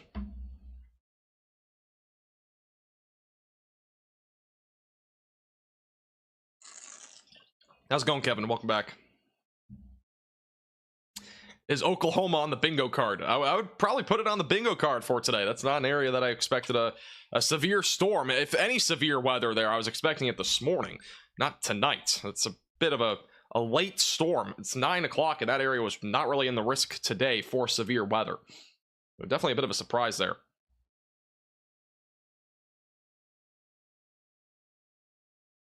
Yeah, definitely got some heavy rain. Lots of lightning right now moving into Jackson. We got another live cam view in the same area. Got some rain falling. Got a lot of lightning. Got some cloud activity moving in on the right side of your screen.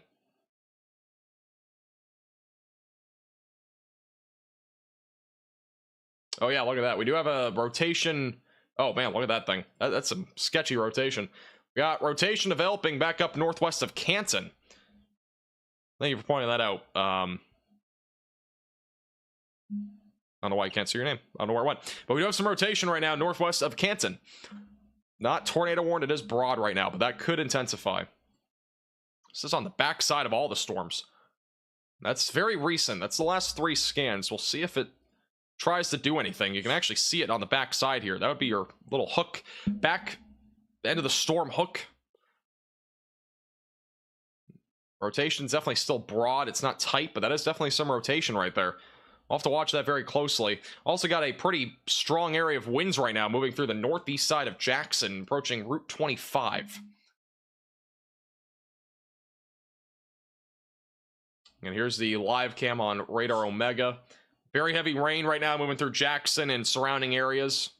There's your latest radar scan. So once again, we got some rotation up here. Those are the winds going toward the radar.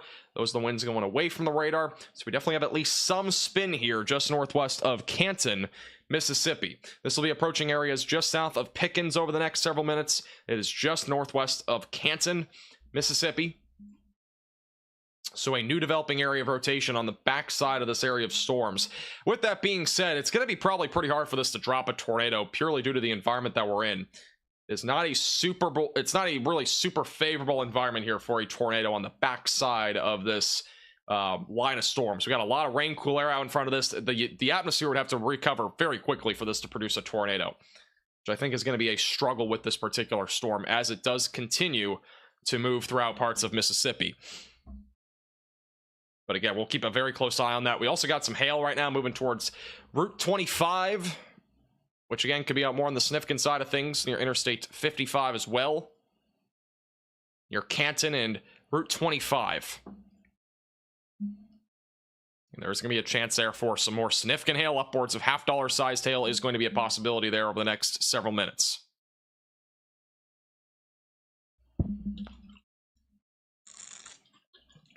How's it going, Slay? Welcome back. All right, I do want to quickly go back to the tornado warning. It's about to expire in 2 minutes. I do think this one will be let to expire back over in the Sabine, Louisiana and Texas area. Once again, this is near Florian, approaching Florian and Fisher. Rotation's been definitely weaker over the last several minutes. I don't think we're going to have a new tornado warning on this particular storm. With that being said, we definitely still have some strong winds, upwards of 60 to 65 miles per hour. That'll be approaching Route 171, and also one of the storm chasers, Brandon Kopic, in Radar Omega. You can watch him in the Radar Omega app with the top link in the description below. With that being said, the rotation's weakening out as of right now. There probably will not be a new tornado warning on this. If they do issue a new tornado warning, I would be a little bit surprised because the rotation's not super strong right now. The rotation's kind of been pretty much in the same spot for the last several minutes, maybe even weakening a little bit. Looks to be more of a damaging wind core. With all this being said, they do have a tornado possible label on this particular storm, which means that there is going to be at least some chance here for a tornado down the road. And we are in an environment here in Louisiana and Texas where there is going to be a chance for a couple of strong tornadoes tonight. And that includes areas in western Louisiana and as well as East Texas, where we definitely could see the potential here for some more significant storms producing the potential for a strong tornado risk. So we officially have no tornado warnings now. Obviously, we had a couple of them pop up there, one Mississippi and one back over in the Louisiana and Texas border. Do want to quickly update you on the Texas storms. We still got plenty of storms here that are severe. Majority of these storms, though, are on a weakening trend. They're not nearly as bad as what we had earlier. So good news there. The bad news is that we're still dealing with damaging winds, large hail, not seeing a whole lot of very large hail here. There is still a relatively low tornado risk with these storms. I think the greatest tornado risk will come with these storms as they move into areas like southeast Texas and east Texas into a much more favorable environment. And overall, they are very clustered together and very disorganized. With all that being said, we do have a severe thunderstorm watch that is in effect for many areas, from Waco back into south Texas, once again including Killeen, College Station, San Antonio, Corpus Christi. This goes all the way until 4 a.m. Central Time, so it's going to go for a long time. Damaging winds and very large hail are the main concerns, and a couple of tornadoes will also be possible. Here are the notes from the Storm Prediction Center. Again, notice scattered damaging winds. Isolated significant damaging winds as well, up to 75 miles per hour, will be likely, in addition to scattered large hail and isolated very large hail up to the size of tennis balls is going to be likely as well. A tornado or two are also possible. One thing I do want to point out is that the severe thunderstorm watch that is back up in Killeen and other areas like central Texas only goes until 11 tonight. Yeah, 11 o'clock, so Central Time. So that one expires sooner. With that being said, that watch is only for 2-inch diameter hail, and we end up seeing a storm with up to 4-inch diameter hail. So there's still a chance here that we get maybe an isolated storm down here in South Texas that tries to go really significant and produces maybe some hail upwards of the size of at least tennis balls, but perhaps even as high as softball-sized hail cannot be ruled out of these particular storms. Definitely going to be some very significant activity overall. Now, with all that being said, we do have some significant storms moving through Jackson right now. And once again, these storms are producing some damaging winds. This is a live cam view on Radar Omega here in western Mississippi. Once again, damaging winds, some large hail, lots of lightning moving through this area here in Jackson. And once again, we do have a storm here in Oklahoma that is, again, surprising, but we have a storm here in Oklahoma that is still producing the threat of damaging winds up to 70 miles per hour.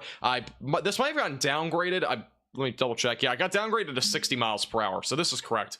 It is downgraded to 60 mile per hour damaging winds here if you are in the in the Oklahoma area. Again, near Altus, Snyder, and also as the near Lockett, Texas. So all those areas, be mindful, there is still a chance for damaging winds, maybe some isolated quarter-sized hail as well to go along with that.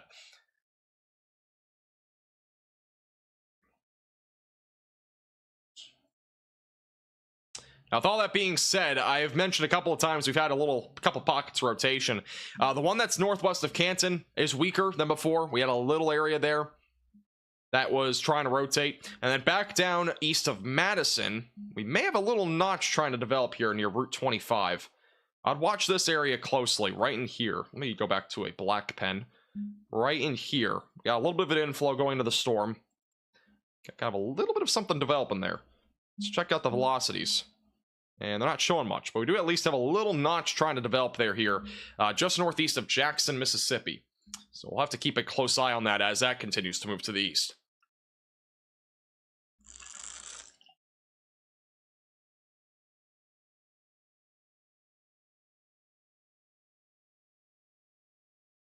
No problem, Rain. Let me make sure I didn't miss any notifications here. Thank you, Blaine, for the $1.99 super chat. Also, I saw somebody with a $1 super chat earlier. I don't know who it was, but I do appreciate it. Thank you.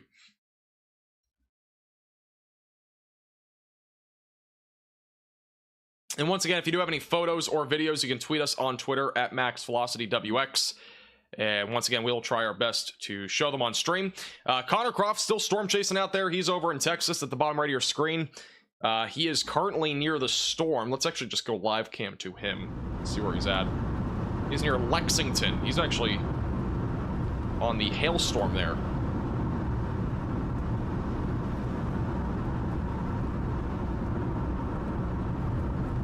Yep, we'll be live again tomorrow. There's a new severe thunderstorm warning just north of San Antonio. Quarter-sized hail, 60 mile per hour winds. Home and get my car set up for next week, because it looks like we're gonna get more setups next week. So I want to make sure I got the new RAV4 set up. All right, here's a view of a storm in Texas that he is actually on. There is a little bit of broad rotation here. We're gonna watch that closely. That's the view on radar. This is A little bit behind. Velocities will update here in a second. There's at least some broad rotation here. That is just to the northeast of San Antonio near Lexington right now. And once again, this is right now moving east. Yeah, rotation's still on the broad side. It's very broad right now. But it's going to be a storm to watch for. As it does continue to move into a more favorable environment. You can actually kind of see by the storm structure here, it looks like a pretty classic looking supercell, just lacking a lot of the low level shear here. And one of the problems today is that the lift and condensation level is a bit more elevated today here across parts of central Texas. And with that being said, and what that basically means, by the way, is that we have our cloud bases developing a bit higher than usual for a tornado environment. So here's the ground, here's where they're developing. Let's say they're developing at like 5,000 feet or something like that. The clouds are going to end up developing a bit lower, closer to the surface as this area of storms moves more to the east, meaning that these storms will probably develop closer to like 3,500, maybe 4,000, whatever it might be. They'll develop basically closer to the surface. That leads to a better chance for tornadoes because the tornado has a much shorter distance basically to develop in an environment where it's closer to the ground. So that's a big deal with severe weather events. In Texas in particular, this storm activity has been a bit more elevated throughout the day today, across much of central Texas, and as well as even back down into South Texas tonight. And once again, tonight, we do have a potential for strong tornadoes tonight. And tomorrow, we definitely have a chance for strong tornadoes. But notice the hatched area and where it's placed. It's not placed in Austin, and it's not placed in San Antonio because the environment, again, not nearly as favorable. But back over here is where we have the chance for a few strong tornadoes. The majority of this threat will happen overnight tonight, unfortunately, meaning that nocturnal tornadoes will be possible tonight. You need to make sure, if you're anywhere in these areas, that you have multiple ways to receive alerts and that you have a tornado action plan in place, just in case you do go under a tornado warning tonight, because there are going to be the potential for some strong tornadoes in here as we go throughout the evening and as well as into the overnight hours, but primarily overnight tonight into tomorrow morning is when that most significant threat is going to exist. Here's the threat for tomorrow. It's much worse, unfortunately, and I do think, again, tomorrow will be one of the largest severe weather days that we've had all of 2024. We do have a 15% tornado risk, similar to what we had in Ohio. I'm not ruling out we get an upgrade to that, but I think it's a low chance. I don't think there's enough confidence there for that to go to a 30% tornado risk. With that said, we have a moderate risk for severe weather tomorrow for southern Mississippi, southwestern Alabama, and eastern Louisiana. I'm going to try to go live as early as possible, but it's probably going to be closer to 2:30, which is near the tail end of this event because I have classes. But we will keep a very close eye on this, as at the bare minimum, it's going to have the chance for the potential for strong tornadoes, one, and multiple tornadoes being possible. In addition to that, there's going to be the chance for widespread damaging winds with a swath of storms, and it's going to be an MCS that's going to move through this area. We very easily could see the potential for a derecho tomorrow with how this is going to be an elongated area of damaging winds. They do have a 45% chance for damaging winds in a 25-mile radius across areas in southern Mississippi, southwest Alabama, and as well as eastern Louisiana. So it's going to be a significant event tomorrow without a doubt. And once again, be prepared for tomorrow. Have multiple ways to receive alerts. And again, we'll talk about it a bit later in this live stream once we're getting closer to the end of it. And we'll kind of go more into detail about what you can expect. And we'll kind of go through the timing and all that sort of stuff, because it's mostly going to be a morning into the afternoon threat. And once again, some significant severe weather is definitely going to be in the picture tomorrow for sure, across the lower Mississippi Valley. And unfortunately, again, probably one of the worst severe weather days that we've had so far of all of 2024. And a lot of trees, lots of vegetation down there. And that's really one of the other big issues, is that damaging wind threat that we have tomorrow is going to be impacting a ton of areas that have a lot of trees and, once again, a lot of sensitive vegetation. Here's a live camera on Radar Omega in Jackson, Tennessee, or not Jackson, Tennessee. We've been talking about Tennessee a lot recently. Jackson, Mississippi, where there is a lot of lightning, lots of rain, in addition to the potential here for some damaging winds, which have mostly already moved through this area. And with all that being said, lots of lightning, lots of rain falling right now. This is a live cam view on Radar Omega.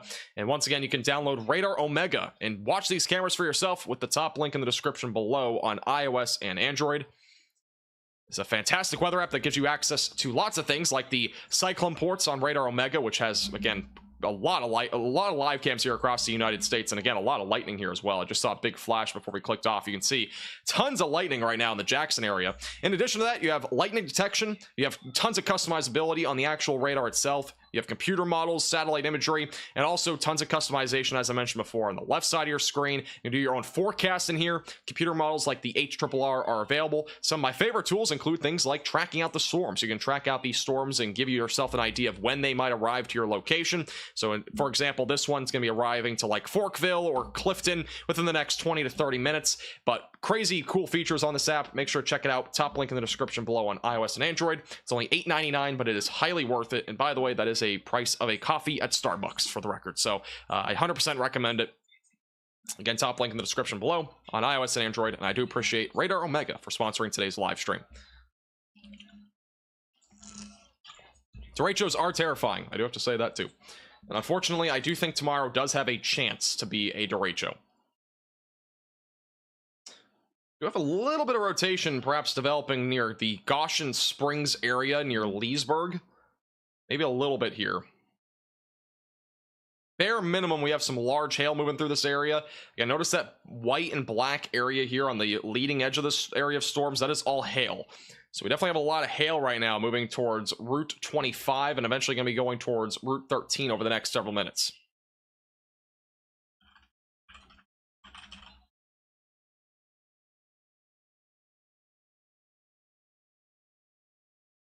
Is it a good radar for people that don't know anything about that stuff? Honestly, I think it is. It's not super hard to learn. And the computer models, honestly, like, it's super easy to use. I mean, the UI is super easy. Like, you can just click on the live radar. You click the radar site in your area. This one is in Brandon, for example, Mississippi. You just click on it. You got the live radar. Got tons of customization on the left side of your screen. But if you're like to use the computer models or something like that, like the HRRR, all you got to do is click on it. You can't really see it, but it's on the left side of your screen, top left. You can click on HRRR, and you can just kind of change from the bottom right down here the different stuff. I know it's kind of blocked out, but all that stuff right there you can change. You go to like the composite reflectivity, which would be your future radar, and you can give yourself an idea of timing. And for example, this is actually the latest HRRR model run. And let's actually check this out real quick. So tonight, again, bunch of thunderstorms across Louisiana and Texas.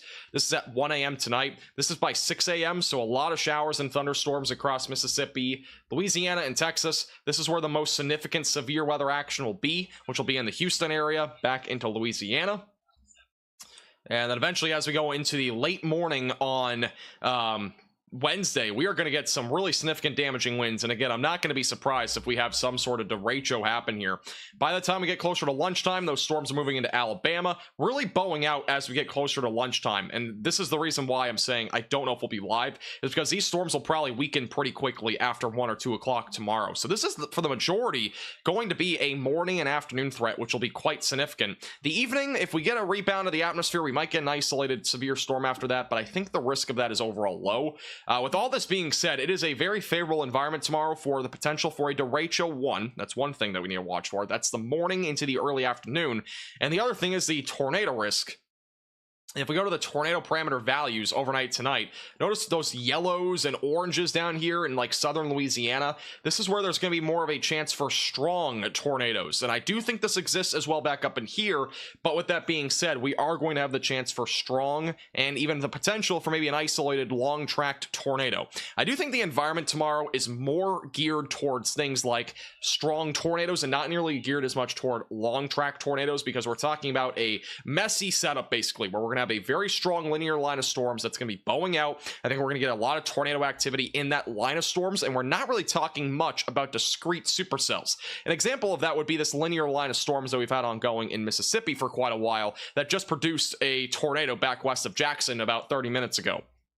So with all that being said, I do think this is a pretty good example of what we'll probably be seeing tomorrow across areas in like Louisiana and Mississippi. Got a little area of rotation that just popped out to me. I'm not sure if that's just hail contamination here. We do have a little area of rotation trying to develop here. Let's examine this a bit more. It's right over the hail core. If there's hail there, that would be the hail core. We have some rotation right there just south of Jackson. I'm going to zoom out a little bit. That would be your rotation. I'm going to go over here. But it's embedded in this little heavy rain area, maybe some hail there. That's, again, just south of Jackson. We do have a little bit of rotation there. Oh, let me check Twitter real quick. Yeah, if you do have any photos or videos, you can add us on Twitter at MaxVelocityWX. Got some pretty big hail in Salado, Texas tonight. We had some confirmed hail in the ballpark of golf balls. I'll retweet some photos on our Twitter page at MaxVelocityWX. Do still have a significant severe storm in southwestern Oklahoma that is producing damaging winds up to 60 miles per hour. And once again, we're watching a little area of rotation over near Florence, Alabama, that is trying to develop right now. We're going to keep a close eye on this over the next few minutes. How's Dallas doing? Dallas is done with severe weather. The only risk was last night and this morning. The worst timing for storms will almost definitely be the morning. It's going to be the worst during the morning, in my opinion. And I think the morning is going to be quite significant. I do think we're going to have some pretty significant storms overall. And unfortunately, I do think that we are going to get some very significant damaging winds across the lower Mississippi Valley, unfortunately. And I'm not going to be surprised if we get a derecho or something like that. It's very well in play. I don't know if they mentioned the word derecho in the Storm Prediction Center outlook, but it's definitely in play tomorrow.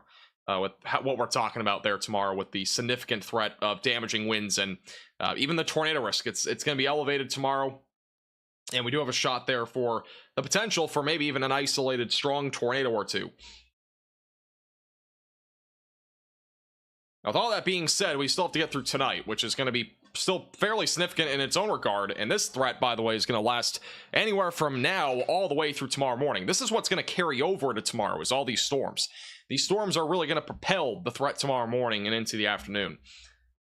Now, I've mentioned it a bunch, but I honestly would not be surprised if we, saw a derecho.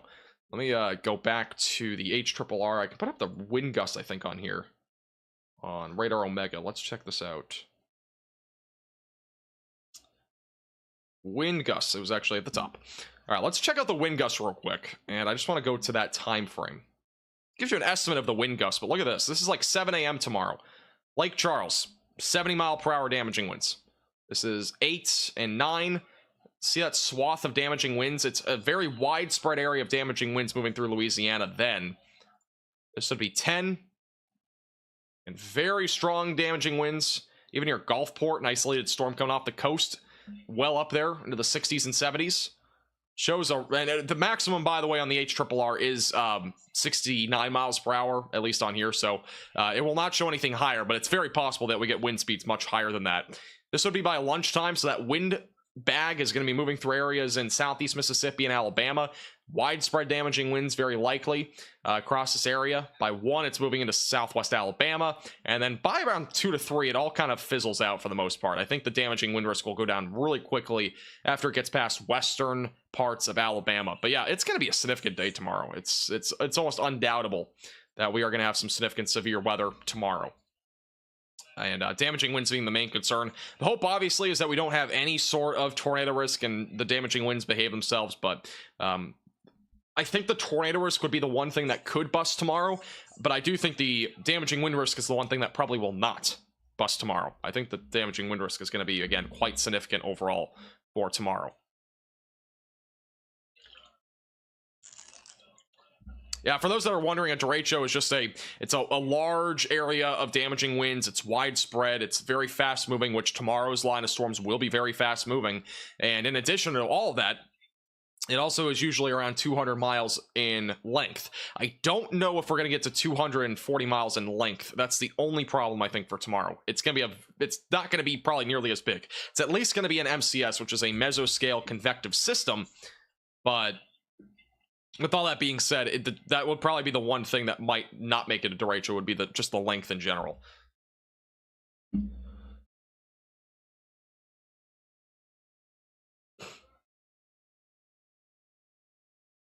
The tornado threat in Beaumont is low. I would say low, maybe low medium. That's primarily overnight tonight, so obviously make sure that you have multiple ways to receive alerts and a tornado action plan in place, just in case.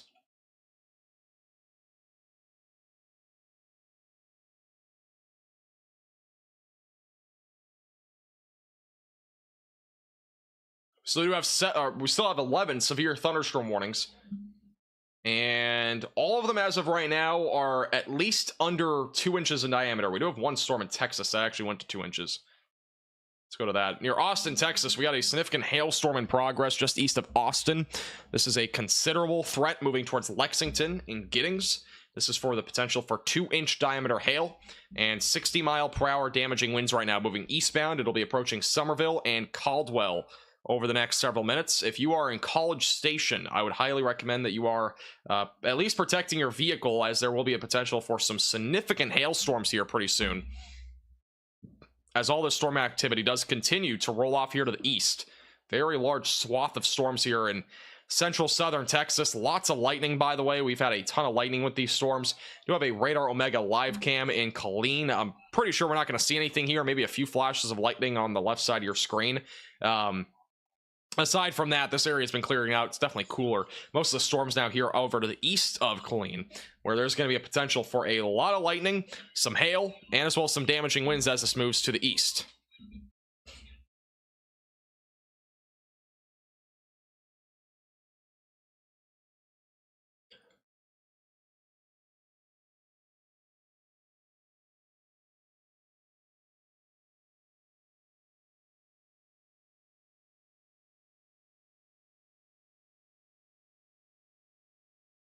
Sounds like Connor Croft is winding down a storm chase for tonight.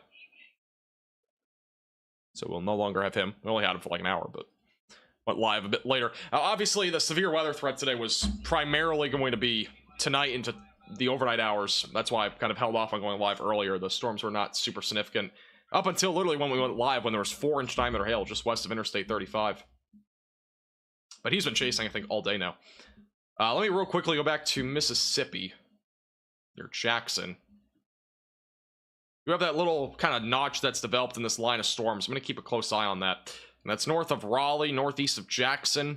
That'll be moving towards Walnut Grove. Not really a whole lot of rotation there, but it is a little kink that's developed in this little cluster of storms, so we'll have to keep a close eye on that as this all continues to move to the east towards Walnut Springs, Decatur, Forest, and Morton over the next several minutes. Thank you, DJ, for the $5 super chat. I'm a big fan of your work. Do you have advice for amateurs like me that want to live stream like this? I want to be honest with you. I kind of just started doing this like 2 years ago on YouTube. Literally 2 years from about today, I actually started doing this. And in all honesty, like, I just kind of grew unintentionally. It was not intentional whatsoever. I did not mean to get to this level of having this many viewers or subscribers or anything. I mean, it just kind of happened. With that being said, what I would just recommend is if it's your passion, go for it. There's nothing really holding you back other than yourself. I think that, if you enjoy doing weather and just doing like live streams like this, at least give it a try. Maybe do like a private live stream with your own self and, just go back and watch it and then go from there. I don't really have a whole lot of other advice though, other than that. Cause I just kind of, I've been doing this for, I don't know. I've been doing weather since I was 3, so over 20 years now or so, or about 20 years, and yeah, it's kind of in my blood. I've always kind of done this to an extent, but I didn't really take it on YouTube until really recently, which was 2 years ago. But if it's your passion, go for it. If it's just something you feel forced on, don't do it, because don't do things that are forced. Because I would still be doing this even if I had 5 viewers, but just kind of my passion. Thank you, Key, for the $4.99. I appreciate that. Thank you.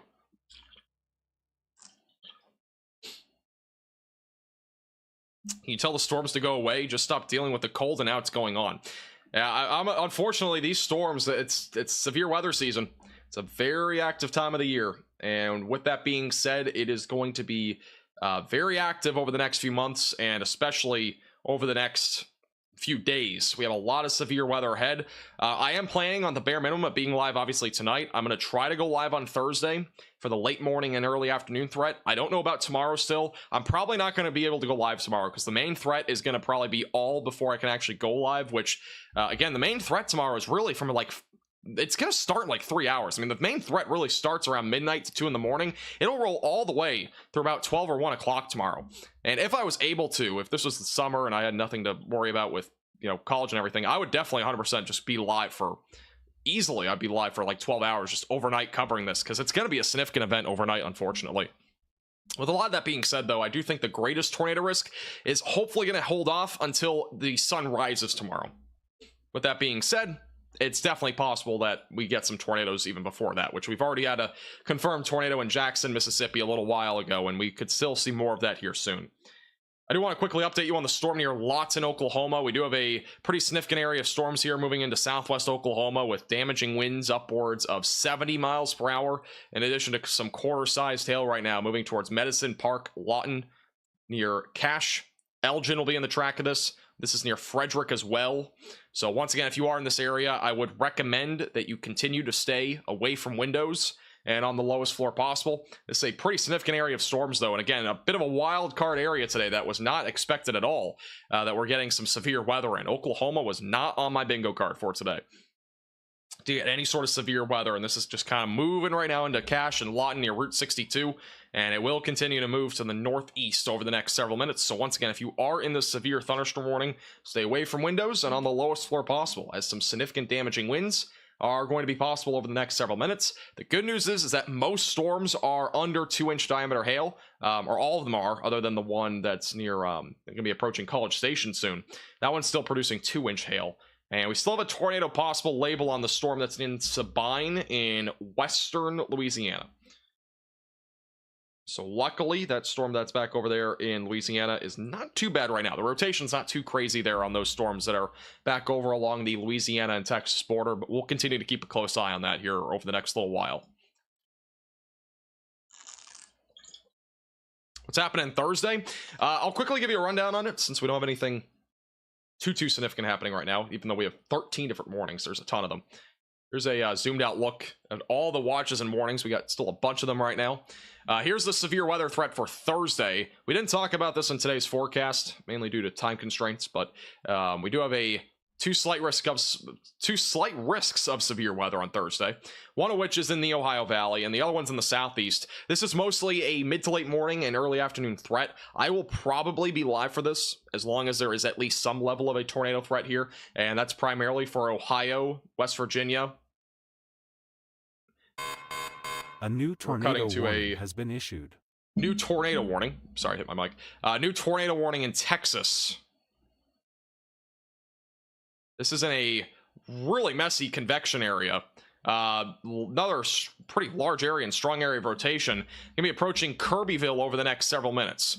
So once again, brand new tornado warning. If you are in Texas here near Kirbyville.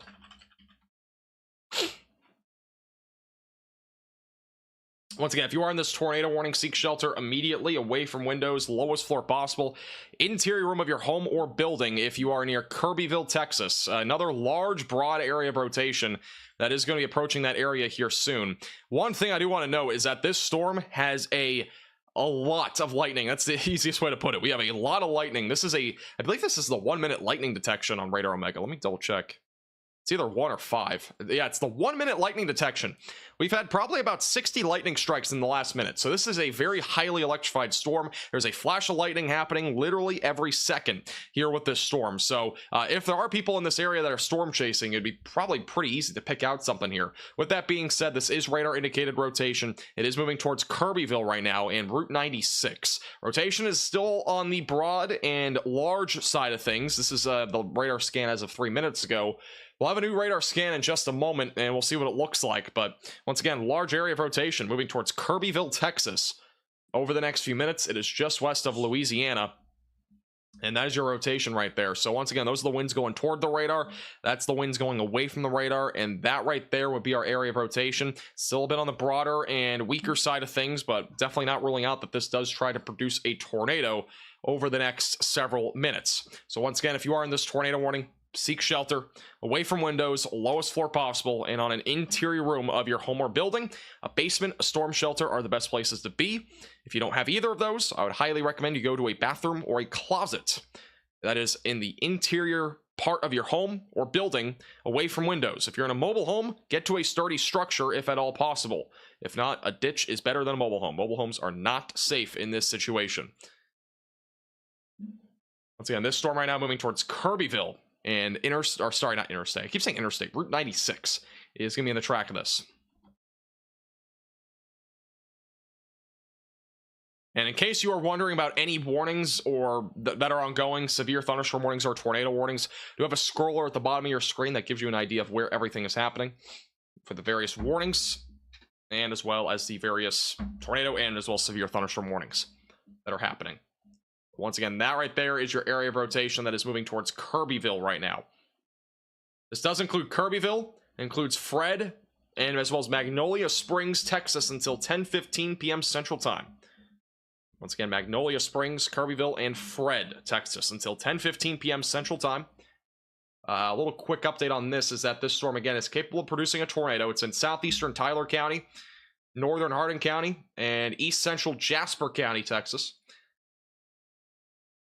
And again, it's radar indicated rotation. That's the latest on this storm. It's still a pretty broad area of rotation, but we are pretty far away from the radar site as well. So with that being said, lots of lightning, lots of heavy rain, and this particular area of rotation is in a position right now where it is very rain wrapped, and it's also, again, far away from a radar site. So we're looking a bit more aloft here. But there's definitely a chance for a tornado as this does continue to move to the northeast, going towards Route 96 in Kirbyville, Texas. Warning will go for about 29 more minutes here in East Texas.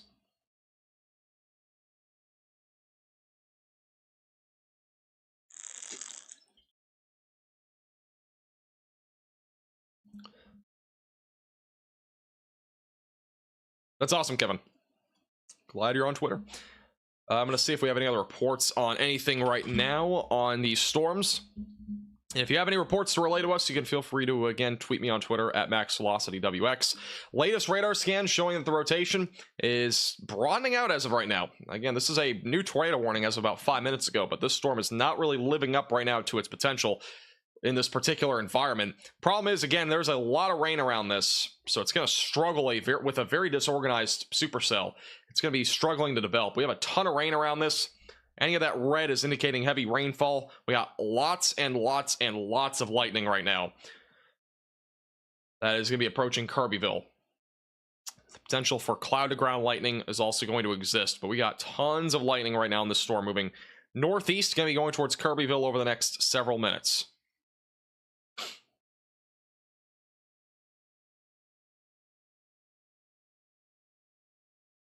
Also, we do have, let me double check my phone here. Might have a little bit more rotation up to the north as well.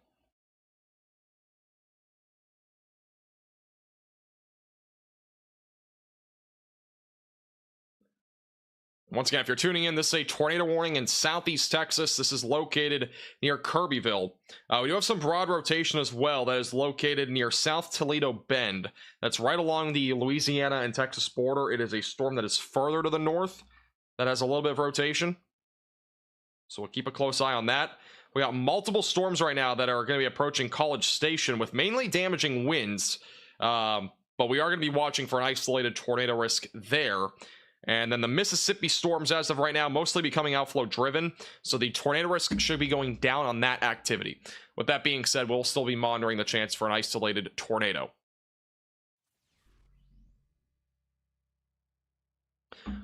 Thank you, Anthony, for the $5 super chat. Why does Dallas, Texas always seem to miss out on the interesting weather? It always breaks up and reforms stronger east of Dallas. Last night was pretty close to Dallas, Texas. We had a couple of severe storms there. It's more just coincidental, I would say, more than anything. And if you look at the storms that we had last night, they were all over the DFW Metroplex. They were everywhere. We had storms literally left and right. Lots of hailstorms. And even after I got off last night, there was a ton of different storms that had some significant hail. We had a lot more hail actually after I got off being live in comparison to when I was live. So I would definitely say that overall we had, I would say that that's just coincidence more than anything, because there's not really any scientific reason behind that, at least from what I've seen over the last few years of forecasting DFW. Sometimes storms form over in West Texas too, for the record. Like, storms will form over there in West Texas and they will move towards DFW, but it takes hours for them to get there. And the fact of the matter is, sometimes it's way too late at night for storms to really live that long through DFW. And sometimes it's just a situation where, the storm's been ongoing for 12 plus hours and they don't have any energy to use, or there's like no energy left to be used in that situation. So that's another reason.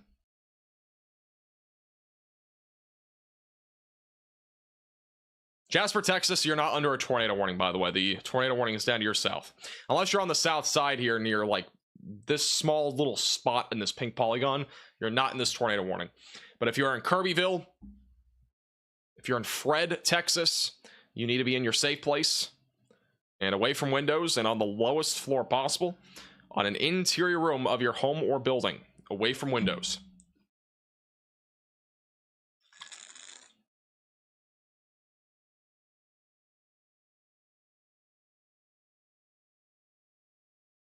Anything for Oklahoma? There is a severe storm in southwest Oklahoma. That's probably all it's probably all you're gonna get tonight if you're in southwest Oklahoma. I kind of have my doubts it'll make it to like Oklahoma City, but if you're in southwest Oklahoma, I'd be watching that storm closely. Main concern there is going to be damaging winds and isolated large hail. Have a great night, Guy.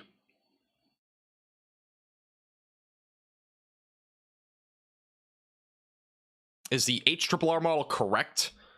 I mean, it's a forecast model, so if you're talking about something in the future, we just will not know until we see everything evolve. But I do think the HRRR is indicating tomorrow's event. I think it's on track for what will happen tomorrow. I think we're going to have that Boeing segment of severe storms, all in a, again, kind of a linear line of storms and MCS that's going to develop, and that will lead more than likely to some significant damaging winds and even a few tornadoes, and a couple of those could be strong. So it's definitely going to be a significant day tomorrow for sure. Yeah, the red and green, what we're looking at here, again, is the velocities radar, and the key for the velocities is at the very top of your screen there on the key, just to the bottom right of my logo near the timestamp. What we're looking at here is the winds that are going toward the radar, which is those green and blue colors, and then the red color is what is going away from the radar. Now, what we're looking at here is a very large but broad area of circulation that is near 1943 Street, just southwest of Kirbyville. The problem is here is that we just have such broad rotation, a lot of grays in between, that we don't have anything tight. But once these red and green colors kind of touch each other and are very strong and tight together, that is when we'll be watching for the threat of a tornado. Right now, it's very broad and very large rotation.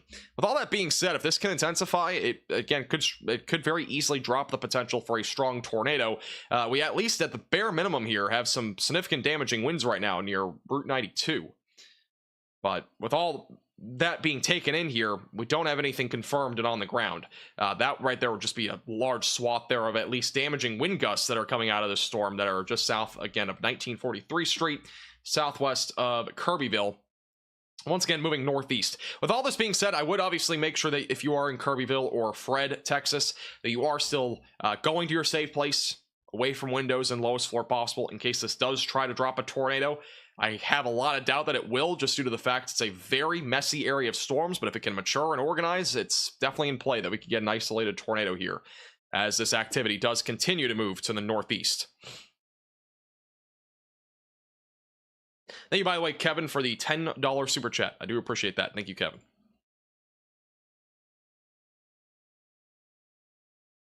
Thank you for your generosity. No message. It's all right. Sorry, I keep hitting my mic. I don't know if you guys can hear that. I've hit it like 3 times now. It's like a small screw. Let me like lift up my mic a little bit so I don't hit it next time.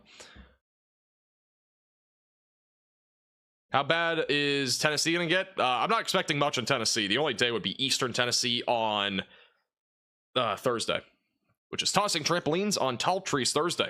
We've already had some tossing trampolines on Tacos Tuesday, probably. I would assume so much. We've had some flying trampolines. We've had some pretty strong damaging wind gusts in some areas. How's that line looking in Mississippi? It's becoming outflow driven. So I think the majority of those storms in Mississippi are not going to be nearly as significant. Let's just real quickly zoom out since we're in between radar scans. The storms that are back over in Jackson, or just east of Jackson now in Mississippi, going to be going towards Meridian and Decatur. It's become more outflow driven. You can actually see the outflow boundary here on radar. That means that we at least have some level of weakening that'll happen down the road, but these storms will probably be carried over for a little while, producing some damaging winds. And so damaging winds definitely being the main concern. We still have a hail core near Walnut Grove, but the tornado risk here is going to be exponentially lower than what it was before because of it being outflow driven. The outflow driven part of it usually weakens out the tornado risk quite a bit. So that line of storms is definitely, in my opinion, going to be weakening over the next couple of hours, but it will continue to bring a damaging wind risk at least over the short term, and even some large hail. Still watching some more significant storms right now. Southwest of College Station, we are back up to baseball-sized hail on this storm that is going to be approaching Giddings, Texas. So a destructive supercell is in progress in Texas. If you're near Bastrop or Giddings, you need to be staying away from windows. We have a significant hail core right now that is south of Route 290. This is going to be moving east-northeast, going to be going towards Giddings. Lexington also, I would recommend staying away from windows. Damaging winds once again upwards of 60 miles per hour, and baseball-sized hail is going to be possible. Once again, that is baseball-sized hail. You can imagine a pitcher throwing a baseball at you at 90 to 100 miles per hour. That's what's going to be happening in the sky. Instead of coming from a pitcher, it's going to be coming from the clouds and Mother Nature, where super significant hail is going to be falling towards the ground. Again, baseball-sized hail moving towards Giddings, near Bastrop right now, and you do not want to be outside. This could very easily injure you. Do not be outside. Again, this is a destructive storm for the city of Bastrop, Texas. Baseball-sized hail, 60-mile-per-hour damaging winds will be possible as this continues to move to the east at about 30 miles per hour for Giddings near Route 77, just west of Somerville. Again, that's not our tornado warning, but it is a significant severe storm that is currently ongoing. Your tornado warning is back over near Kirbyville, Texas, and this is still producing a very large but very broad area of rotation. I do think they'll probably cancel this tornado warning, but we definitely do still have at least some strong velocities back over near Route 92, just southwest of Kirbyville, that could be producing damaging winds up to 60 miles per hour.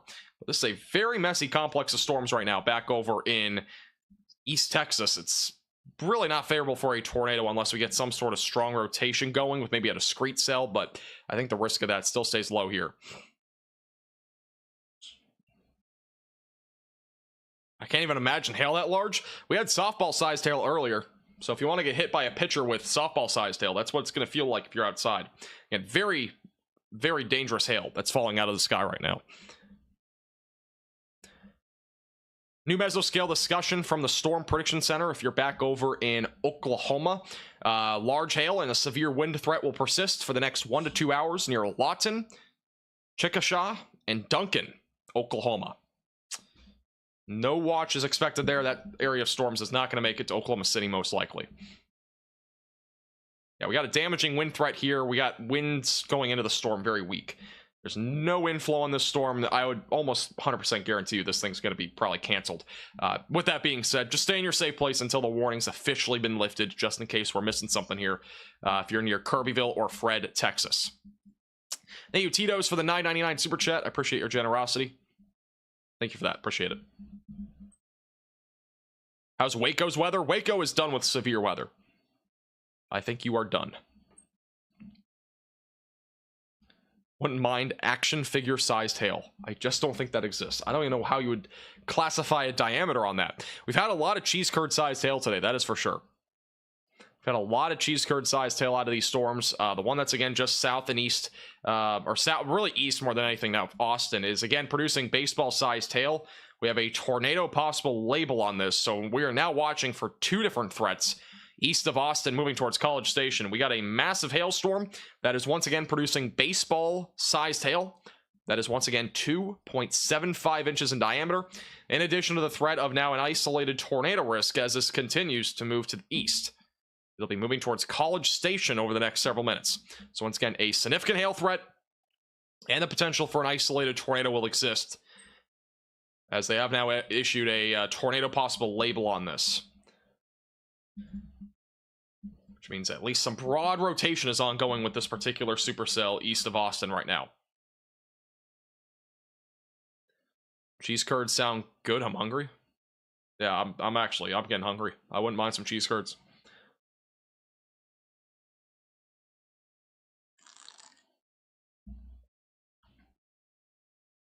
Once again, if you're just tuning in, the tornado warning is near Jasper, Texas, just south of Jasper, near Kirbyville. Right now expecting that this warning will probably be lifted. If there is any rotation still left, it would be this right here, and it's still on the broader side of things. Just southwest of Kirbyville. No correlation coefficient drop right now, so meaning that we don't have any debris that's being lifted up into the atmosphere right now. But if you are still in the Kirbyville area near Fred, Texas, make sure that you are staying away from windows and on the lowest floor possible, and on an interior room of your home or building, as there is still a chance here of an isolated tornado, as damaging winds is still possible. Once again, if you are back over east of Austin, Texas, we have a baseball-sized hailstorm that is a destructive supercell that is going to absolutely shatter windshields, or at least crush them, if you're east of Austin. So once again, if you are east of Austin, you need to be staying away from windows. Any wind that we get near the surface with this could drive hail into windows of your home. Let's pretend this is your window. You could have some large hailstones drifting into those windows if you end up getting any sort of strong wind gusts near the surface, which right now the storm is producing damaging winds around 60 miles per hour. It is entirely possible that we get some strong damaging wind gusts here, and that could drive some hail into windows. So again, if you are near Giddings and Lexington, you need to once again be staying in your safe place, away from windows, lowest floor possible. I'd recommend that you are doing those things just in case there is any wind-driven hail here. And there's also a tornado possible label, meaning that there is still a chance that we get some sort of isolated tornado with this, as it does continue to move towards Somerville, Texas, Giddings, and College Station will eventually be in the track of this as well over the next several minutes. Let's go back to the tornado warning in East Texas near Kirbyville. See if there's any update on this. Yeah, once again, the rotation is still not overly impressive here. There's still a little bit there near Kirbyville. We'll continue to keep a close eye on this over the next several minutes, but I am not super duper concerned right now about an imminent tornado risk. But I am not ruling out an isolated tornado as this does continue to move towards the Texas and Louisiana border over the next several minutes.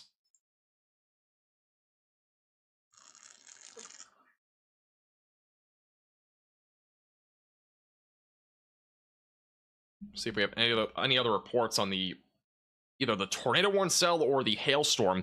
And a friendly reminder, if you do have any photos, you can tweet us on Twitter at MaxVelocityWX. And as of right now, we do have 1 tornado warning. We have 5 severe thunderstorm warnings. The majority of the severe weather right now is in Texas. We also have a severe thunderstorm warning back over in Mississippi, and that is mainly for the concern for damaging winds right now.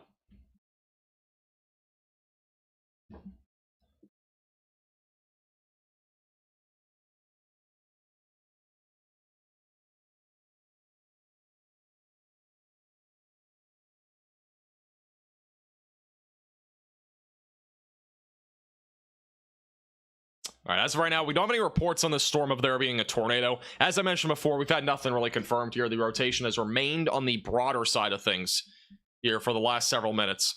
The area of rotation will be now approaching Route 96. It's going to be actually approaching areas south of Kirbyville, north of the Silsbee area. So we'll continue to monitor this storm, but it doesn't look like an imminent tornado risk. They just did condense this tornado warning, so it does still include Kirbyville and near Route 96. But we're gonna go back to that destructive supercell that's near gonna be nearing College Station here pretty soon. Hopefully it stays south of you, but it's not gonna be far from you. We got a baseball-sized hailstorm still ongoing here. Again, very large hail falling near Bastrop, Texas. That is a destructive supercell dropping the baseballs out of the sky right now, going towards Giddings, Texas. The main concern with this is that humans and pets and animals could be injured by this since it's such significant hail. In addition to that, it also could destroy windshields, it could destroy windows, it could damage plants, trampolines could go flying. I mean, it's like the end of the world over here when it comes to things that are on the ground that could go flying. Flying trampoline still remains possible here on Tossing Trampolines on Tacos Tuesday. Again, this is approaching Giddings, Texas right now. Gonna be going towards Somerville, and as well as Caldwell, and eventually going towards College Station and Navasota will be in the track of this down the road. Once again, this area of storms is moving east at about 50 miles per hour now. With that being said, if you're near College Station, you will be hit by this. Do a quick little timing guide on Radar Omega. This will be hitting you in approximately 50 minutes. So if you're in College Station, you got about 50 minutes until the storm hits you. So if you're in College Station, I would highly recommend that you are heating warning here that you could get some large hail and damaging winds near you soon. Hopefully the main hail core stays to your south. Right now it is on track to go closer to like Prairie View, for example, and Brenham. Those areas will be the main areas in the track of this. Prairie View is going to be hit by this in probably about a little over an hour, so about 75 minutes from now. With all that being said, the very large hail core associated in that black circle that I have there, with the potential again for baseball-sized hail, which again will shatter some windows and vehicles again really in jeopardy here if they're parked outside due to the fact that there's some very large hail here falling. This is the correlation coefficient, by the way. We'll give you an idea of the hail that's falling here, and that right there is all at least some level of hail. Again, it could be closer to baseball sized hail, it might be closer to tennis ball sized hail, it could be anything really. It could be anywhere between 2 to 3 inches in diameter, maybe even a bit smaller than that in some cases, depending on where you are in the proximity of this hail core. But this will be moving towards the Giddings area over the next several minutes. That black and pink area on the reflectivity would be indicating that hail. And we do have a tornado possible label on this. I'm not really seeing a whole lot of rotation right now with this storm. With that being said, I would not rule out an isolated tornado, but I do think the main concern here is the threat of baseball-sized hail, which once again is destructive. This is the tornado warning that is still ongoing near Kirbyville, Texas. We've been watching the storm for a while. The rotation does remain broad, and it's actually about to be moving outside of the pink polygon. So they may issue a new tornado warning here. We'll have to wait and see. And once again, this will be moving east towards Route 96 and eventually going towards the Louisiana and Texas border in southeast Texas.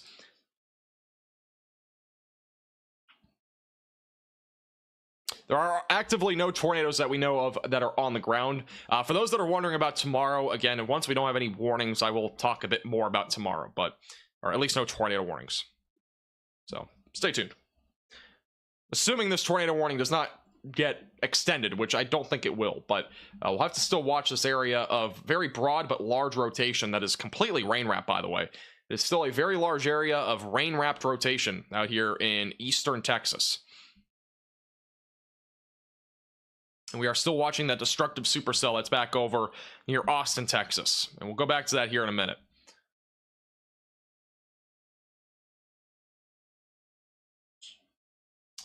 This tornado warning only includes Kirbyville, Texas now. Fred, Texas is not included in this anymore. This is actually closer to Besme, Texas. I think that's how you pronounce it. That's kind of where this rotation is heading toward. It's still very large and very broad rotation at this point. And I really don't think we're going to get a tornado with this. So with that being said, we're going to go back to the Austin, Texas storm once again. We'll go back and forth. In case that does get issued again, we'll go back to it. But for the time being, that storm looks to be a bit weaker. So I want to kind of circle 2 areas here just in case we have rotation. We're going to kind of look at this a little bit. This is more of a damaging wind threat up here near Lexington, and that right there is more than likely contamination. Now, this warning has been downgraded substantially. We had a big decrease on the reflectivity in the last few minutes of that hail core.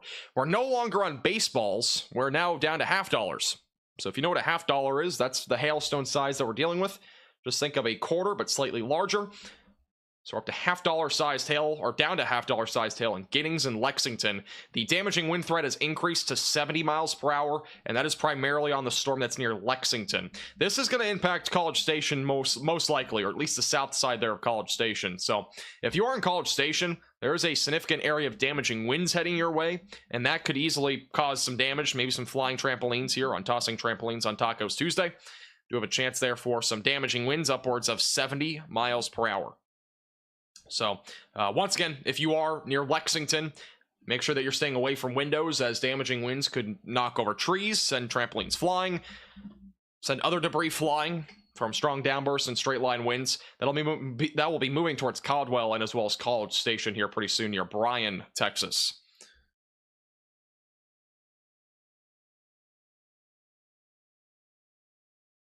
Yeah, if you're camping in Somerville, you should, I mean, you don't need to be concerned, but you should definitely be very weather aware, because there's a high likelihood at least of you having lightning. That's almost 100% guaranteed at this point that there'll be lightning in the area. But damaging winds are definitely going to be possible. I would definitely recommend that you are seeking a better sturdy structure if you're in Somerville sooner rather than later, in case this does produce damaging winds in your area, which is definitely a strong possibility.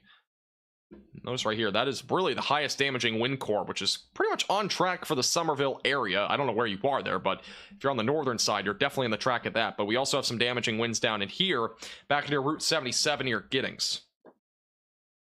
So at this point, I would highly recommend that you are seeking some sort of sturdy structure. You got a little bit of time if you're in Somerville. Let me just put out the timing here. Got like a little bit of time, but not much. Somerville is going to be impacted by this in about a half an hour. With that being said, I don't know what a sturdy structure is for you in that area. I don't know if there's one nearby, but hopefully you have enough time in 30 minutes to get to that place. Totaled Trailer Tuesday. That's another name too. We should really change the names a little bit, because we have 2 trampoline days in 1 week. We might have to change that at some point, but I kind of like both of them, honestly.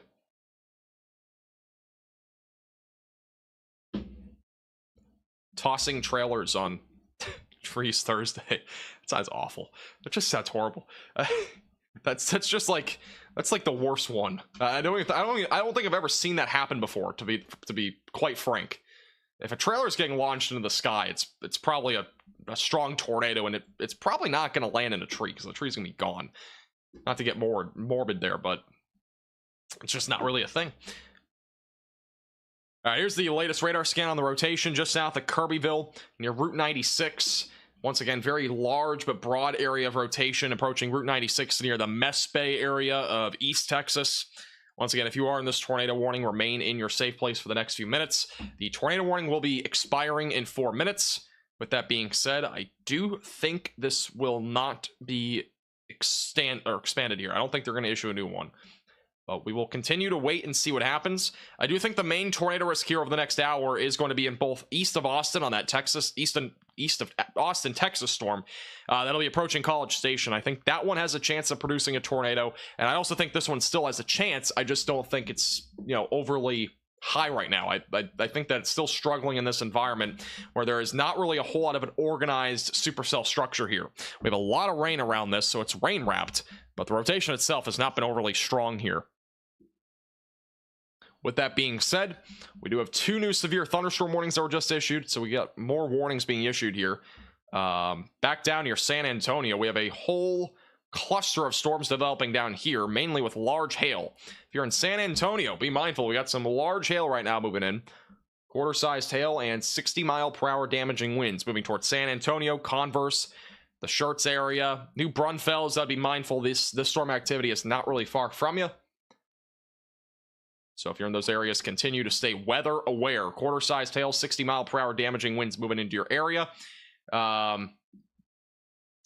Warnings keep getting issued. We got another severe thunderstorm warning. This one's going to be for College, or just west of College Station.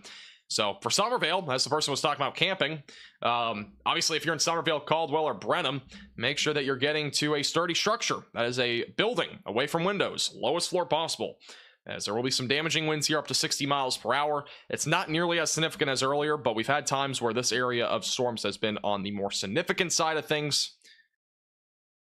So if you are just west here of College Station, I would just make sure that you're staying away from windows. They do not have a tornado possible label on this. They still have one on this area of storms. So as of right now, I'm not really too confident that we're going to get an imminent tornado, but we definitely could get one. If this goes a bit more bowing, which it's starting to bow out a little bit, if it goes a bit more of a bowed out look here, we could get a couple of embedded QLCS tornadoes. But that's a little bit of a stretch, at least for the next 20 minutes or so. It might exist a bit more as this gets closer to College Station. But, I'll be moving towards College Station. This isn't current for the situation, but what are the requirements for a tornado to go to a PDS? Anytime that the National Weather Service thinks that there is a strong and or a large tornado on the ground, it will go PDS. So we had a tornado on the ground earlier near Jackson, Mississippi.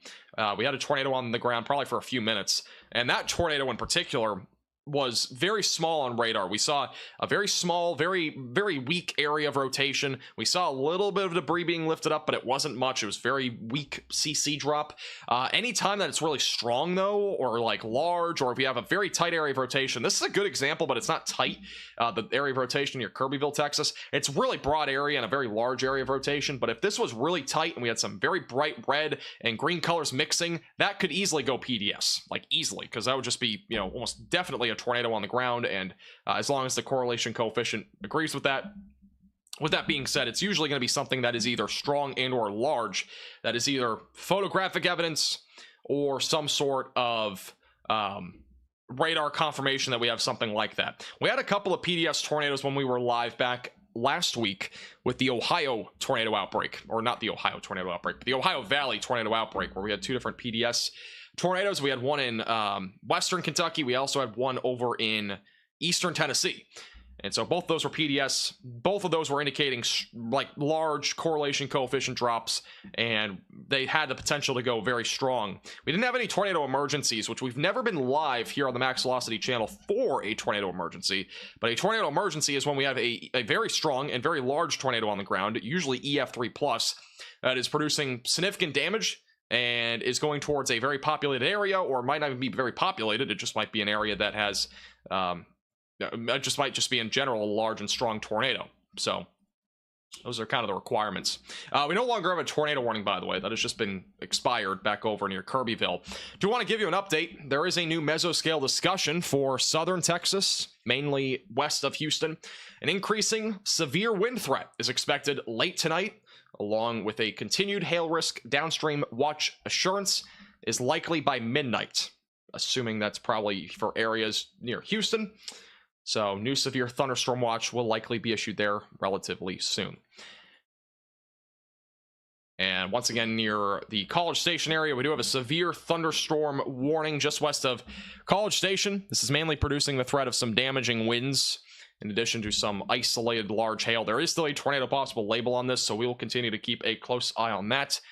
And once again, if you are just tuning in, we did have Connor Croft storm chasing with us, but he has concluded his storm chasing for tonight, as the majority of this severe weather threat is going to be tomorrow, and that'll primarily be across areas in East Texas, Louisiana, southern Mississippi, and southern Alabama. StormNet just issued a new tornado outlook for tomorrow. This is kind of like the Storm Prediction Center, but in a way it's just a bit different. It's kind of just, you know, it's a private source. It's not the Storm Prediction Center's forecast, but they are showing right now still that hatched area back down in Louisiana and Mississippi. I honestly would not be surprised if that risk for tornadoes does shift a bit further down to the south into like this area. I do think that's where really the greatest threat of tornadoes will be, and that's also where I think the greatest threat of damaging winds will be. I think NATOcast has a wind outlook too, somewhere. Can somebody send me the link to, or at least a photo of the wind outlook? I'm not sure where you find that on NATOcast. I may have found it. One second. If you want to send me the link, send it to me on Twitter. Let's say the 10th. 0Z. I got the wind. Okay, so wind.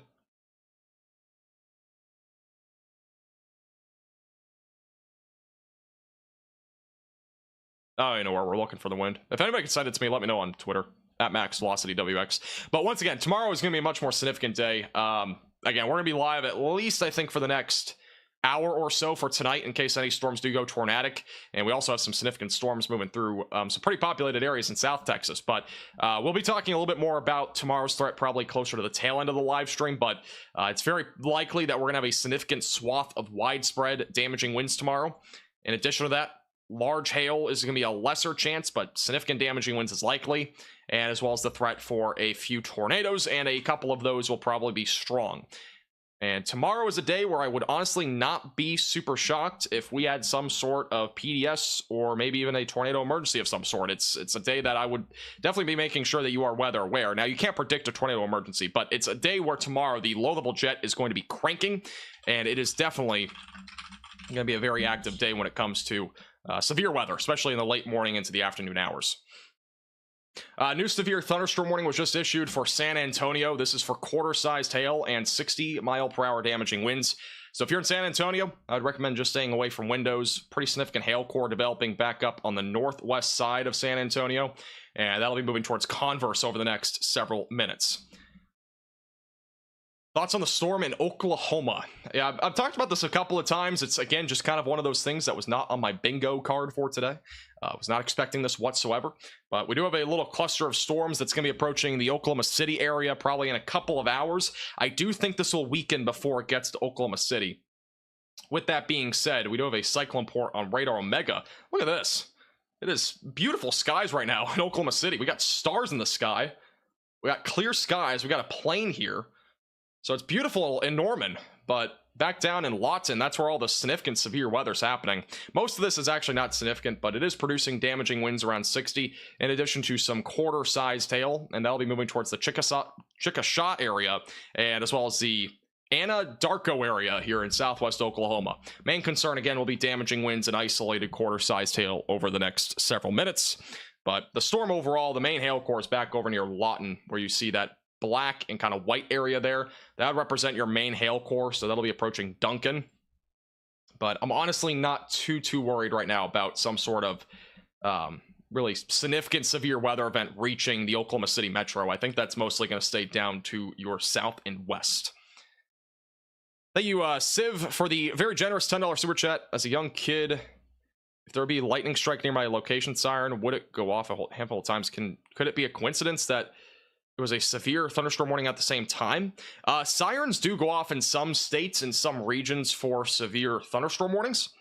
I don't understand it. I used to live in an area where they would go off for severe thunderstorm warnings, but I think really the biggest thing is that just whenever the siren goes off, it usually goes off for just severe thunderstorm warnings or tornado warnings or both. Most of the time it's for tornado warnings, but in Texas in particular, they go off for severe thunderstorm warnings. So more than likely it's just your particular town or city having them go off for severe thunderstorm warnings. But yeah, it's not really coincidence. It's just they do that for some reason, which I don't necessarily agree with it, but again, it's just me. By the way, we do have some rotation, it looks like, trying to develop right now near Lexington. At the bare minimum, we have damaging winds, but we may have some rotation developing just west of College Station.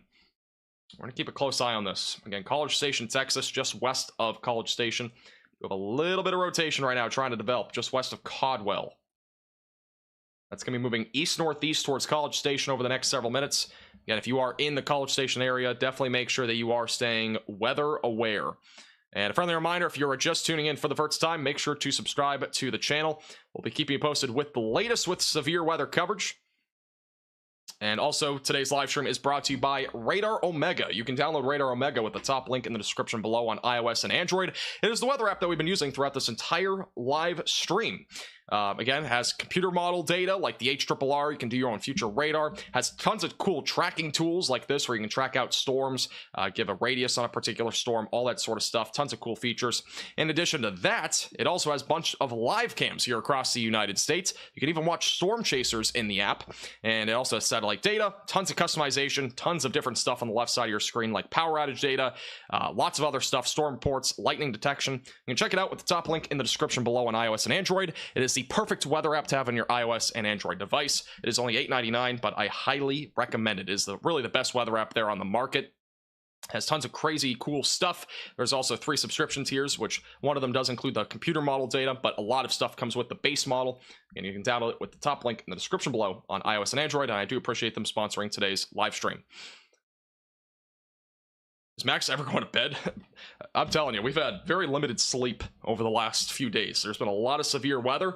Luckily today, we didn't have to go live earlier because it could have been a very long severe weather event if we did go live earlier. I'm glad I waited until we went live because really a lot of the storms were really slow moving. They weren't really going anywhere, and a lot of the activity over in Central Texas was, for the most part, really rural, and it wasn't super significant up until recently. So, and when we first went live, we had 4-inch hail, which is softball-sized hail, near Killeen, and just west of west of Round Rock and south of Killeen.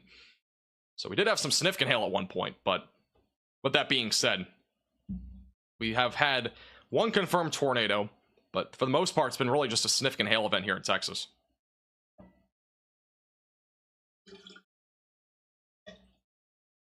If you want to get Radar Omega on your computer, you can also go to their website and download it that way.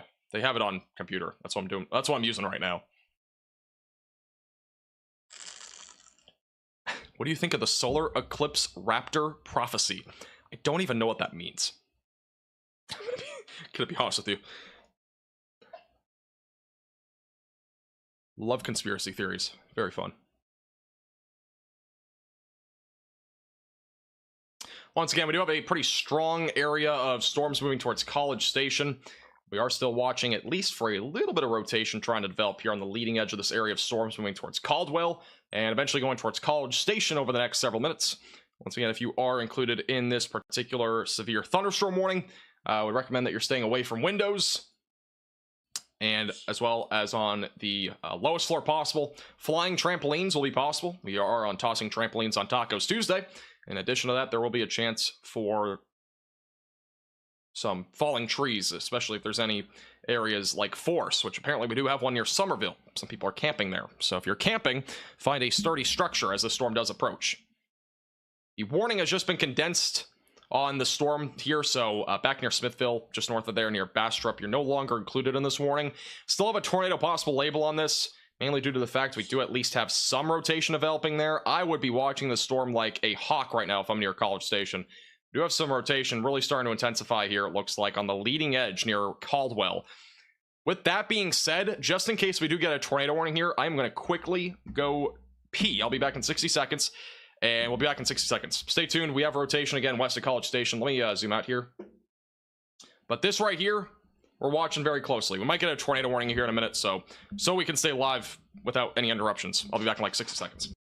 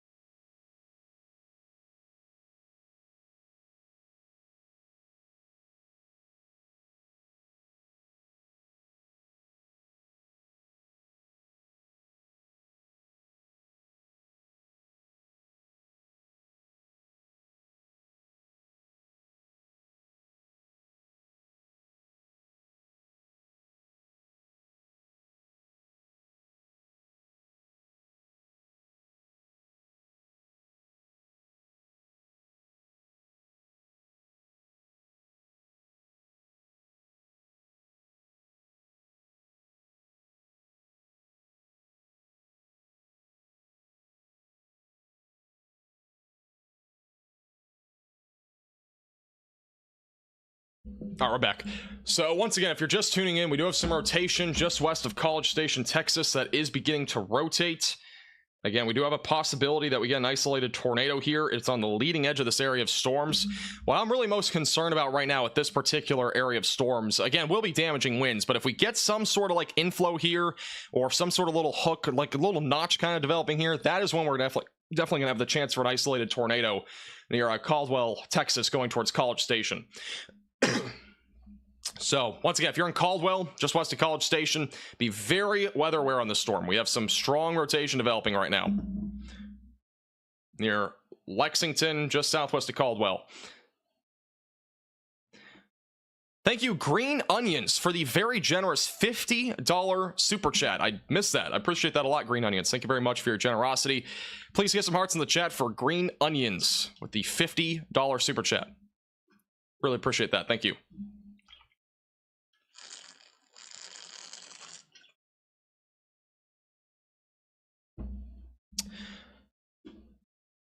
We have 11 severe thunderstorm warnings. Again, we have one in San Antonio. And just kind of quickly update you on a few of these situations. So we still got a cluster of storms going through Philadelphia, back over in the eastern parts of Mississippi. We actually got a large hail core here too. Most of this has become outflow driven, so the tornado risk is quite low here. But we have a significant hail core moving towards Philadelphia right now. Got another small hail core near Forest. Ping pong ball sized hail is going to be possible near Philadelphia, Mississippi here over the next few minutes. So if you're in the Philadelphia area, make sure that you're staying away from windows. Damaging winds being possible could lead to some wind driven hail. Now back over to the west We do have the warnings back up in Oklahoma, or one warning. Still got a severe storm right now near Lawton, Oklahoma. Significant amount of lightning, in addition to some damaging winds. This is your hail core right here near Lawton, just west of Duncan. Again, they'll be moving towards the Chickasha area near Interstate 44. It's quite slow moving. I don't expect this to reach Oklahoma City as strong as it is right now. So I'm not too concerned about that as of right now. Let's go back down to the storm that's near College Station that has had some rotation here. Again, if you're in College Station, I'd be watching the storm very, very, very closely. You have at least some level of rotation trying to develop near Route 21, near Caldwell. And once again, this is right now moving to the east-northeast. It'll be going towards the College Station and Milliken area. We're going to really mainly stay on this storm for the time being. We will go elsewhere if needed. But we're mainly going to stay on this storm just due to the fact it has really one of the better chances of a tornado risk here in the short term out of the storms that we do currently have. We do have some rotation as well back over north of Beaumont that we're going to continue to watch as well closely. Thank you, Everyday Life, for the 199 super chat. I do appreciate that. New radar scan will be coming in here in a second. We'll see what the rotation looks like then. Yeah, so we definitely have some rotation developing here. Again, it's a fairly large and broad area, still a rotation.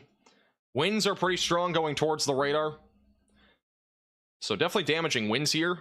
That's your area of rotation right there. And just to the west, southwest, and southwest of College Station. This is going to be approaching Somerville. And I know somebody in the chat, I don't know if you're still here, but somebody in the chat is camping here in the Somerville area. And I hope you got to a sturdy structure. If you've not already, make sure to go there. But this storm is going to be heading in your direction. And damaging winds at the bare minimum is really a concern, but there's definitely a chance for a tornado. We're not really getting any sort of hook feature in here, like a notch or something like that in this particular segment of storms that we have developing, but if we get something like that, I do think there's going to be a better chance for a tornado. We definitely have the winds for it. The velocities are definitely pretty strong right now going toward the radar. They're being estimated on radar around about almost 80 miles per hour. I don't know if that's really accurate, but we are looking a bit higher up into the atmosphere, so it may not be exactly on point there, especially since that's probably up in the clouds, but near the surface we're probably at least around 65 to 70 mile per hour winds in that particular area there. Once again, this will be approaching College Station here relatively soon. There's a little bit of hail up there to the northwest too, so that could be a little bit of contamination, maybe playing a little bit in a factor of that hail as well. So just an FYI. But once again, this will be moving towards College Station, Somerville, Snook, College Station. You're not in the warning, but you should be weather aware. It will be moving in your direction here soon. You're on late? I'm not really on late for this event. I mean, it's late in general, but for this particular event, it's really starting. It really started like 2-3 hours ago, and it's gonna be running all the way through tomorrow early afternoon. Did I ever do storm chasing? I've done storm chasing for a hurricane, but I've never storm chased severe weather. But I do have plans to do that sometime here in the future.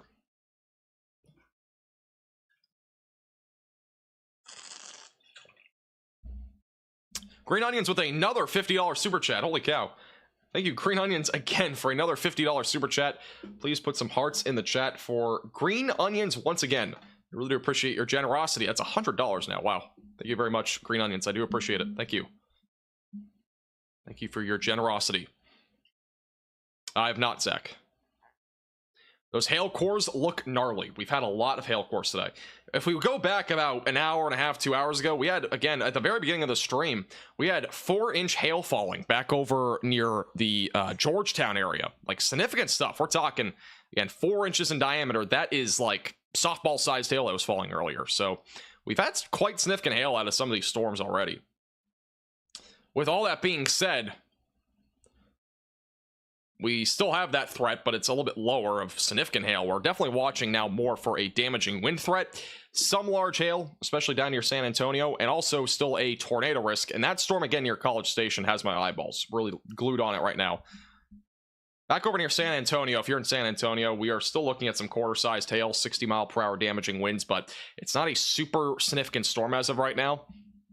Near San Antonio, Hail core is going right through downtown, though. So if you're in San Antonio, obviously, I hope you protected your vehicle. There's not much more you can do right now, but other than just staying away from windows in case we get some wind-driven hail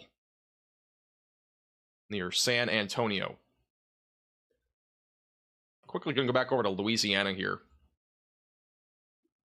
We still have a large area of extremely broad rotation. I wouldn't even really call that rotation at this point.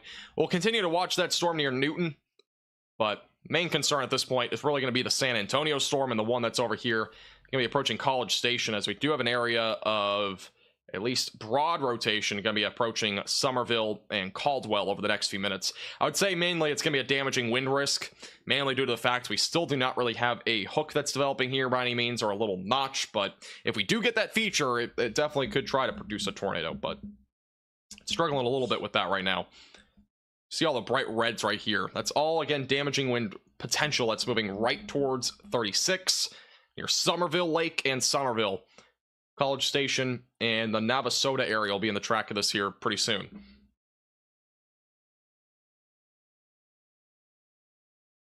Thank you, Red Thread, for the 199 super chat.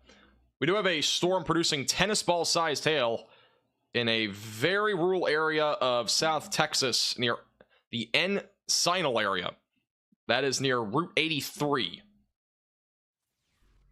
So again, large hail core here near Interstate 35. This is moving eastbound, or I believe it's moving east, maybe. Yeah, it's moving eastbound towards Interstate 35. Massive hailstorm. If you're traveling here along Interstate 35, try to avoid that hailstorm. Once again, that is going to be producing some pretty hefty hail. Tennis ball sized hail, that is no joke.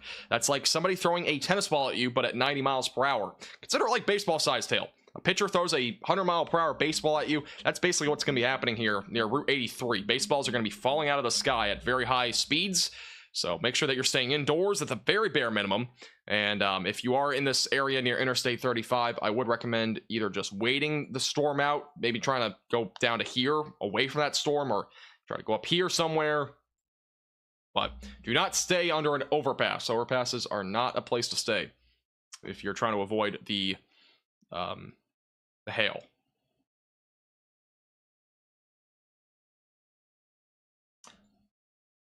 Again, San Antonio getting hammered right now with very heavy rain, lots of lightning in this area, in addition to at least some damaging winds and isolated large hail. The hail core, once again, is right in downtown San Antonio right now. And that right there is your hail core. It's moving right through downtown as we speak. So if you're in San Antonio, once again, make sure that you are continuing to stay indoors and stay away from windows. Obviously, it's pretty common knowledge at this point, but if you're in that area, I would definitely recommend that you stay away from windows. Once again, we are watching a segment of storms just west of College Station that is trying to produce at least some sort of isolated tornado risk, but more than anything, definitely a damaging wind risk right now that is going to be moving towards College Station and Navasota over the next several minutes here in Central Texas. So once again, if you are in the severe thunderstorm warning, I would recommend that you are staying away from windows as this does continue to move to the east. Thank you, Melody, for the $2 super chat. I am becoming a member soon, I promise. Hey, no problem. Don't worry about it. Can't wait till you're a member, though. We actually just crossed 300 members here on our channel, so I do appreciate everybody that is a member here. We just hit 300, which is crazy. It's the first time ever. Thank you, Kevin, for the $5 super chat. I'm a truck driver taking a load to Houston tonight. Hope you stay safe, and make sure you're watching the weather closely. Try to avoid any windstorms that are ongoing. We have plenty of them happening right now across a large chunk of the United States, so definitely make sure that you are taking it slow on the roadways and avoiding any storms if at all possible.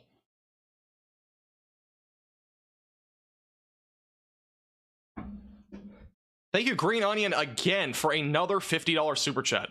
That's unbelievable. That's 3 $50 super chats in a row.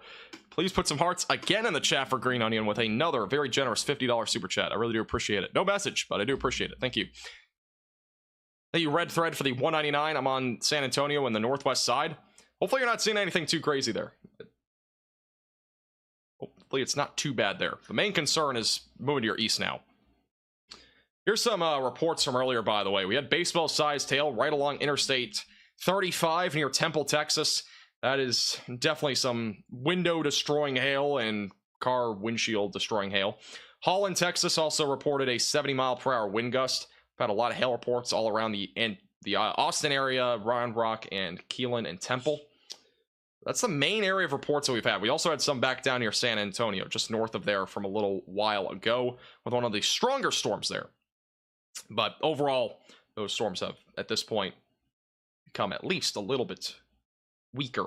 Storms in San Antonio still packing a punch with some lightning, large hail, and damaging winds. And once again, near College Station right now, we do have a hailstorm with quarter-sized hail, 60-mile-per-hour damaging winds. I'm still watching to see if we get some sort of isolated tornado risk with this. And it's not super duper impressive right now on radar. We don't have really any hook developing, not really any sort of strong inflow, but this will be approaching areas near Navasota. Eventually, College Station, by the way, you're in the track of at least some damaging winds. And if you're near Brenham and Somerville, I would make sure that you're just staying away from windows, as damaging winds will be possible.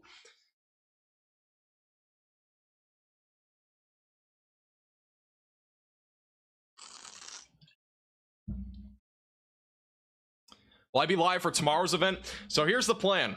I probably will not, and I honestly want to, and I wish I could, but I have my main class days are one of them is Wednesday, and so I have a bunch of classes tomorrow from 10 to 2. So we're probably not going to be live, unfortunately. If I do go live, we will go live around, if needed, at 2:30 Eastern time or so.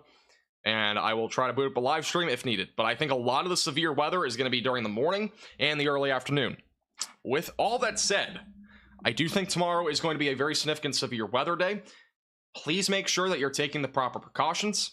Have multiple ways to receive alerts. Tomorrow is going to be a huge day. It's a moderate risk of severe weather for a large chunk of eastern Louisiana, Mississippi, and Alabama. In addition to that, we also have an enhanced risk. We have a slight risk. All the risks obviously in play, but we're going to be watching for widespread swath of damaging winds between 60 to 90 miles per hour. In addition to that, we have a threat for a few tornadoes, and a couple of those could be strong. This is all mainly happening from about now all the way through tomorrow morning. Now, the tornado risk and the significant damaging risk, those will start during the early morning tomorrow, probably around 4 to 5 a.m. And they'll start over here, and they'll roll through areas in Louisiana, Mississippi, and Alabama. It's going to be a very fast-moving area of storms. It is going to move extremely fast. We're talking probably 60 to 70 miles per hour for those storms moving west-east. So, very fast-moving storms. Going to produce significant damaging winds, in addition to the potential for a few tornadoes, and again, a couple of those could be strong. Classes should end. You're famous now. That is just not how that works. Trust me, I want to get a degree in meteorology. I'm like a year out. If I was just starting, it might be a bit different, but like, you know, I want to learn more about meteorology, and I think the degree will at least give a lot more credibility as well, because, you know, I've been learning a lot, and there's still a lot to learn, especially over the next year or so. But there's only a year to go, so might as well.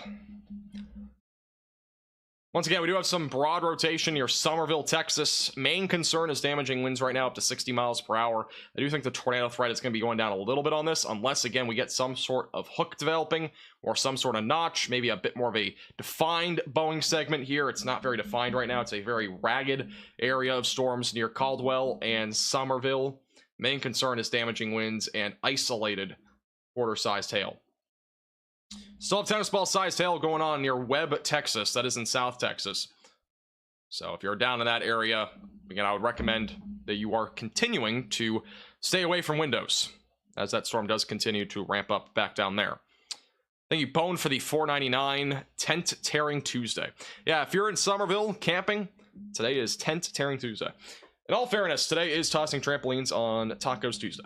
So tomorrow is Wacky Weather Wednesday, and I can almost assure you tomorrow is going to have some wacky weather in the United States. Thank you, RKS, for the $4.99. Is the storm over the Giddings area now? This is now, but I'm guessing you mean done. It is pretty much winding down. The storm itself is moving just off to your east, so you're pretty much done there. Years go by fast. I cannot disagree with that statement at all. The Encinal storm has 3-inch hail, you think? I think it's still 2.5. Yeah, it's still 2.5 right now. Oh, maybe not. It's just gotten upgraded. We have a new warning, actually. But we are now up to 3-inch hail. So the size of apples are literally falling out of the sky right now near the Encinal area, Texas. So once again, apples are falling out of the sky near Enical or Encinal. I don't know which one's right. But once again, this storm's moving east, going towards 44 and Interstate 35. Significant hail core right now in progress. Once again, that is 3-inch diameter hail that's falling right now, moving towards the Encinal area and Interstate 30 in South Texas. So stay away from windows. If you can avoid this area on Interstate 35, I would highly recommend you do so, because this could be a pretty significant hail event that's coming toward you. And you do not want to be in the track here of this storm that is producing significant hail.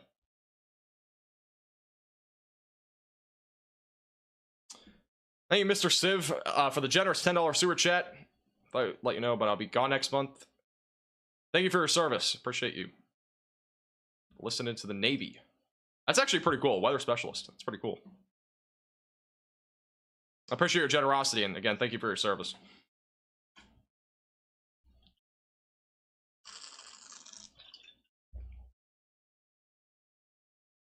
When you got apples falling out of the sky, you know things are going to be bad. But once again, 3-inch hail right now falling near the Encinal area here in South Texas. This once again moving towards Interstate 35. So if you're in this area near Interstate 35, definitely make sure that you are trying to avoid it at least. If you're not able to avoid it, try to at least pull over into some sort of area where it's a little bit safer. Do not pull under an overpass, though. This severe thunderstorm warning just got upgraded near San Antonio. We are up to 70-mile-per-hour damaging winds now in the San Antonio area. And the damaging wind threat is mainly up in here where this Boeing area you can see here is developing. This is going to be moving into Converse. It's going to be moving towards New Braunfels, or New Braunfels. I think it's Fell. Let me take off the radar thing. Nope, it's Fells. Never mind. New Braunfels here in south parts of Texas. But significant area of damaging winds now developing. 70-mile-per-hour damaging winds will be possible as that area of storms continues to move to the east and northeast over the next several minutes. This weather app is Radar Omega. You can download it with the top link in the description below. It's on iOS and Android. I highly recommend it. It is the best weather app on the market, in my opinion. It's only $8.99. It has lots of features like computer model data, satellite imagery, tons of customization, in addition to tons of live cams across the United States. And they also have live storm chasers in the app. So again, honestly, my favorite weather app on the market. You can check it out. Top link in the description below on iOS and Android. Still got some damaging winds right now moving towards Somerville. This storm has been rotating at least a little bit. Let me see if we can get a different radar view on this. Now, the thing is with this particular storm, we haven't had any sort of rotation here. And specifically here, like, we just don't have much, at least when we look at different radar sites. Got one down here in Houston. Unfortunately, it doesn't reach that storm. We have the short-term, or the short span radar site here. We got one over here. And there's definitely a little bit of rotation there. I just don't think it's enough right now to produce a tornado. I think it's going to be a little bit difficult. Unless the storm really organizes here. This is the last radar scan as of 4 minutes ago. There should be a new one here in a second. So we'll see what this looks like. Again, it's not far from College Station. The main concern still is quarter-sized hail and 60-mile-per-hour damaging winds. I'm still not ruling out an isolated tornado. San Antonio reporting in. Blustery, very rainy, and pea-sized hail in my area. Thank you for the report. I am studying meteorology. That is correct. What water bottle is that? This is Circle. It's flavored water. It's pretty good. Not a sponsor, by the way. I applied to be a sponsor of them like 2 years ago. Like I wanted to be like when I was really drinking it. Like I really wanted to be like, you know, showing it off on live stream, because I do like it. It's good water. But they're like, nope, we're not interested in you. I was like, okay. Oh, I wasn't very big then. I think we had like a few thousand subscribers on YouTube, so good times. What's an isolated tornado? Isolated, or a tornado is a tornado, but an isolated basically means it's just like a low chance. A spotty chance, if you will. So like, let's just do a quick diagram here. Let's say this is isolated. Let's say this is scattered. And this is numerous. and this is widespread. All right, we're gonna do a quick little diagram here for everybody in the chat. This right here is widespread.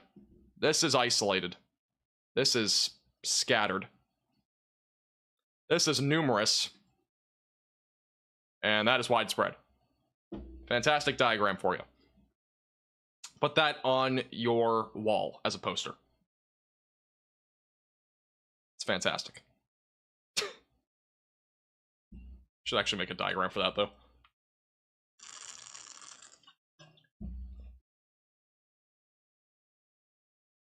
Yeah, Rose donated, I think, like $500. That was over like a ton of different donations. That was like 2 weeks ago. That was at the Ohio tornado outbreak. That was actually a month ago now. Holy crap, time flies.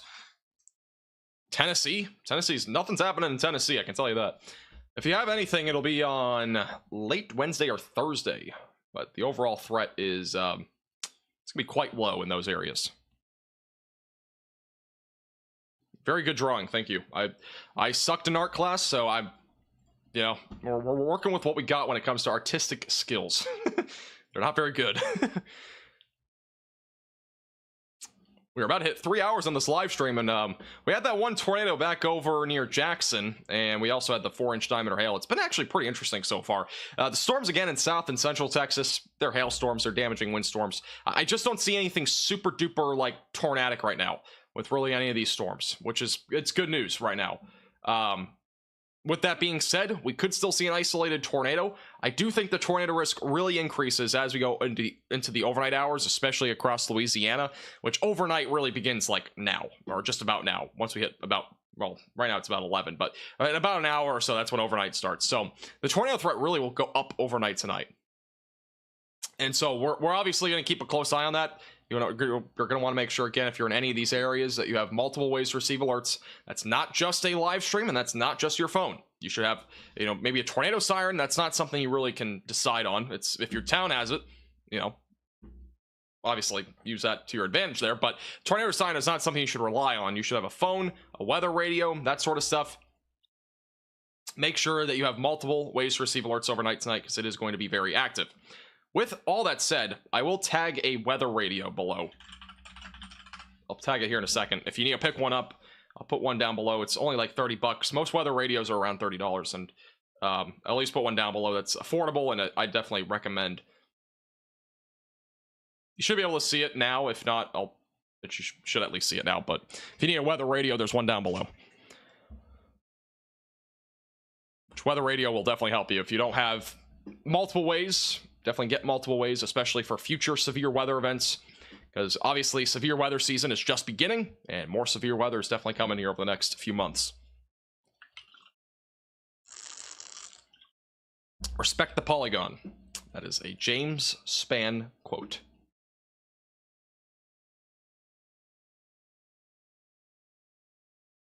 Once again, back near San Antonio, we do have a storm here that is now producing damaging winds up to 70 miles per hour. That is a thick pen. Let's change that to a little bit smaller.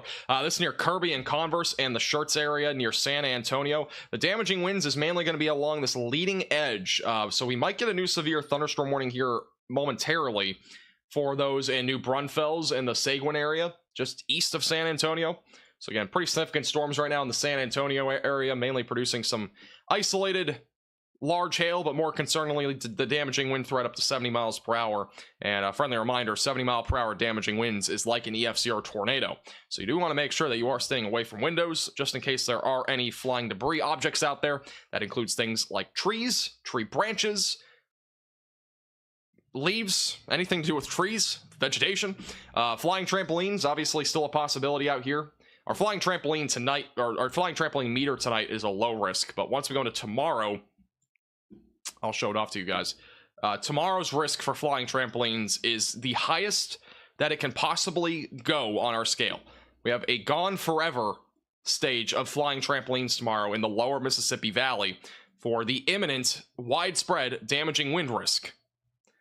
So make sure to hatch down your trampolines, as there will be some flying trampolines tomorrow for sure. With all that being said, tonight's risk is still low, but by tomorrow morning, by around 4 or 5 in the morning across Louisiana and East Texas, it is going to skyrocket to a gone forever stage, because there will be widespread damaging winds tomorrow. By the way, thank you SN for becoming a minimum velocity member. I do appreciate that, and sorry I missed that. Also, thank you Dave for becoming a minimum velocity member. I do appreciate that, and welcome to the velocities. The wind is crazy in Sharts. Yeah, this is again a storm that's producing 70-mile-per-hour damaging winds, and that's going right through Sharts right now. Those bright green colors that are just northeast of San Antonio, that right there is all damaging winds right now. That is moving right into your area, so you're getting the worst of it right now. A derecho, I don't think so. I was saying a derecho is possible earlier. So if you're just tuning in, I've already kind of talked about that. Or if you're just tuning in, or if you've been here, I should say, I already talked about this. But a derecho could technically happen, but it has to be a much more elongated area of storms. I don't think it's going to be a long enough area for there to be a derecho tomorrow. And I'll quickly zoom out here and kind of show you what I'm talking about. Zoom out. Let's go to the future radar. Let's put on the HRRR. On radar Omega, we'll go hour by hour here. So this would be an example of tomorrow. Let's go to like 11, 10. This is 10 a.m. This is 9 a.m. Nope, that's not 9 a.m. That's 4 p.m. This is 9 a.m. 8 a.m. 9 a.m. This is 9 a.m. All right. This would be the area that we'd be looking at for damaging winds. This would be the widespread threat of damaging winds at about 8 a.m. tomorrow. With that said, this is going to be a pretty large area, but if we do a little radius thing, right, this is probably the furthest north that damaging wind risk is going to go. It might go a bit further north, but like it probably will be a much more isolated threat in nature. So this is a radius of 87 miles. All right. Let's times that by 2 because we're going all the way down to the coast. That's about 170 miles. The problem is going to be how long this area goes for. So this area being 80, it's about 170 miles to north and south. So definitely a chance for a derecho, but it's going to depend more on the track distance here. So when it goes from Baton Rouge back into Mobile, will it go for that much distance? It's going to start right about here and go probably to Mobile or so. It shows about 300 miles, so we definitely have a chance. It's going to be more of a matter of how intense this area of storms is when you wake up tomorrow morning at 8. If it's really intense at 8 in the morning, like if it's really starting to go here, like if this is all widespread damaging winds, it's very possible that we get something like a derecho tomorrow across the Gulf Coast. So this is 7, this is 6, but by 7, we'll be watching for the threat of widespread damaging winds. We'll see if it makes it all the way there. As of right now, the HRRR does show that Boeing segment will keep going, probably for about 300 miles. If that happens, it's a derecho, but if not, it might not be. Now, derecho, for those that are wondering, is a elongated area of storms that's ongoing for over 200 miles. 240, I think, is the exact number it has to go over. And it usually is producing widespread damaging winds over a widespread distance, producing some significant damage along its way. So, it's very possible that we get some sort of derecho event tomorrow. Now, the Storm Prediction Center did not mention anything about a derecho, but I definitely think it's a possibility tomorrow. At the bare minimum, this is going to be a very large and very severe scale or mesoscale convective system. So at the bare minimum, that's going to happen. Quick update on Oklahoma. We still do have a severe thunderstorm just south of Oklahoma City near Duncan and Lawton. This is once again producing the threat of some isolated damaging winds and isolated large hail. It looks like the area of storms is weakening a little bit. We still got some lightning, maybe some small hail still falling in the storm. They may issue a new warning on this. There is definitely still some hail there, but other than that, not super duper significant. This is a live cyclone port, which is a live cam on radar Omega. You can actually see the lightning back here. That's the storm. There's hardly any clouds in the sky here in Norman right now. We got like a few. You actually could see the stars when we were looking at this earlier. But all that right there is the lightning. That's the storm out in the distance. It's about 100 miles away from Oklahoma City. It probably won't make it there, but definitely got a lot of lightning in the area. Look at all that lightning back there. Lots of flashes. So highly electrified storm, that's for sure. With that being said, it's nothing too significant right now. It's more of just an ordinary springtime thunderstorm for Oklahoma. New severe thunderstorm warning just issued for New Braunfels near the Schertz area near Converse, east of San Antonio, going towards the Seguin area near Interstate 10 and Interstate 35. New severe thunderstorm warning for quarter-sized hail and 60-mile-per-hour damaging winds. Again, damaging winds will be associated with the very leading edge of this area. And near Converse and the Schertz area, that is where there is some hail associated with this, just east of San Antonio. So once again, stay away from windows if you're near New Braunfels.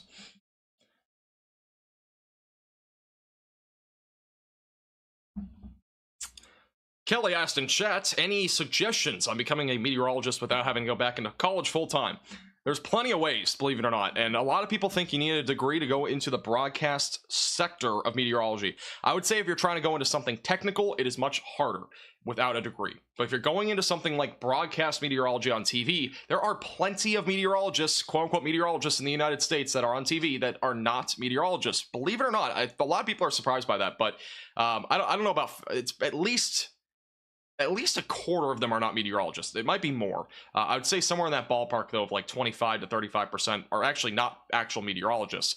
With that being said, if you have skills, like I would say I have skills, at least to some extent, of broadcast, like speaking, all that sort of stuff, you can get a broadcast position on TV. Not that hard. It's probably easier than you think. It's at least something you can do. So you don't have to go into college full-time if you want to be in the broadcast sector. But if you're doing something technical, you probably are going to need a degree. It's going to be much harder unless you have some unforeseen skills that you got somehow out of college in the weather space that you can do technically, like coding or whatever it might be. But if you're trying to go into the broadcast sector, like on a news station, you don't necessarily need a degree.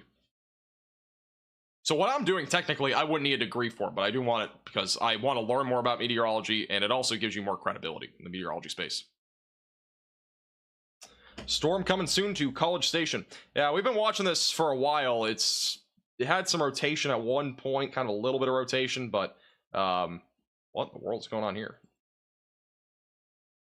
The radar, I think, bugged. Yeah, radar bugged here. I was about to say, like, where'd the wind go? Yeah, it's not really rotating though anymore. We had a little bit earlier. It's mostly damaging winds right now, moving towards College Station. But I think the main concern is probably just going to be down to your south, Navasota near Brenham. This is probably going to travel right along Route 290 going toward Houston, honestly. This will probably be the segment that goes towards Houston.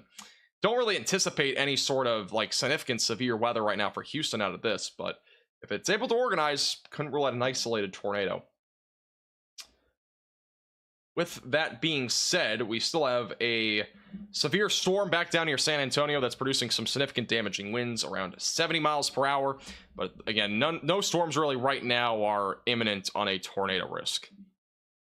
We've had a pretty big lull in the tornado warning counter here for a while. I'm a producer and a host of a radio station, and if I were a hiring manager, I'd hire this guy in a minute. I've had a lot of... I've already been offered a position at a weather station, but I'm not doing that. I'm gonna finish my degree, and in addition to that, we'll probably just keep doing YouTube for now. I love what I do right now on YouTube. It's much more flexible, and honestly, it's much more interactive, and I would rather interact with people than go to a news station, and there wouldn't be a whole lot of interaction there, because you don't have like a live chat while you're on TV, you know, doing a weather forecast. You have that here, but not there. Thank you, Clean, for the $2 super chat. What about Columbus, Georgia, the next few days? The main concern is really going to be late tomorrow night into Thursday, but the main concern will be some damaging winds. Maybe an isolated tornado risk. But that'll primarily be late tomorrow night into Thursday.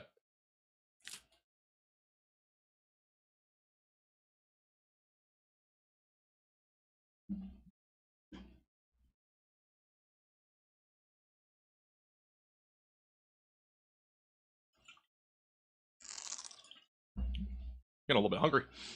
This is the threat of severe weather, by the way, for Thursday. So my current plan, for those that are wondering about what I'm doing, tomorrow, I don't know what we're doing yet. I probably will not be live. If we go live, it'll probably be in the mid-afternoon, like around 2:30 p.m. Unfortunately, most of the severe weather is happening before then, so I will probably not be live. So, have multiple ways to receive alerts, have a tornado action plan in place. On Thursday, which is tossing trampolines on tall trees Thursday, we have two different slight risks for severe weather, one in the Ohio Valley and one in the Southeast. I will be live on Thursday as long as there is some sort of tornado risk. I don't know how long the stream will be because I do have to study for an exam for Friday, but we'll at least be live for some extent on Thursday as long as there is some level of a tornado risk. So once again, if you are new to the channel, make sure to subscribe down below, and we will be keeping you posted with the latest with the severe weather here over the next 48 hours. Again, live stream unlikely tomorrow just due to the time constraints personally in my life, and then again, better chance on Thursday. We do have a new severe thunderstorm warning just south of Oklahoma City. This is for quarter-sized hail, 60-mile-per-hour damaging winds. This will be approaching Interstate 35, just east of Interstate 44, just south of Norman, and just south of Oklahoma City. And once again, this is right now, it's a pretty slow-moving storm, and I'm surprised we've had a severe thunderstorm warning up here to begin with. But this storm is about 38 miles away from Norman. And if we use the Radar Omega cyclone port here, this is a live camera looking in this area. Look at those big flashes of lightning there in the distance.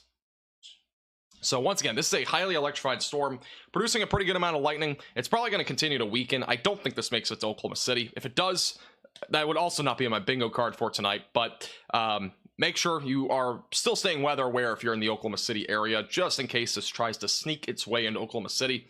Main concern is still isolated large hail and damaging winds. Tornado threat non-existent here, but there is definitely a lot of lightning.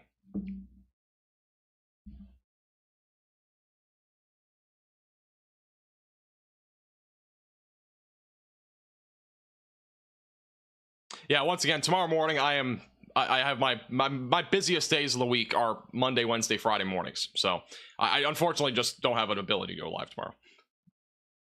It's an unfortunate situation because I really wanted to go live, and unfortunately tomorrow's event is literally going to be mostly like late tonight, like I'm talking overnight tonight into like the very beginning of tomorrow afternoon. That's the threat. It's really going to be mostly during the morning though.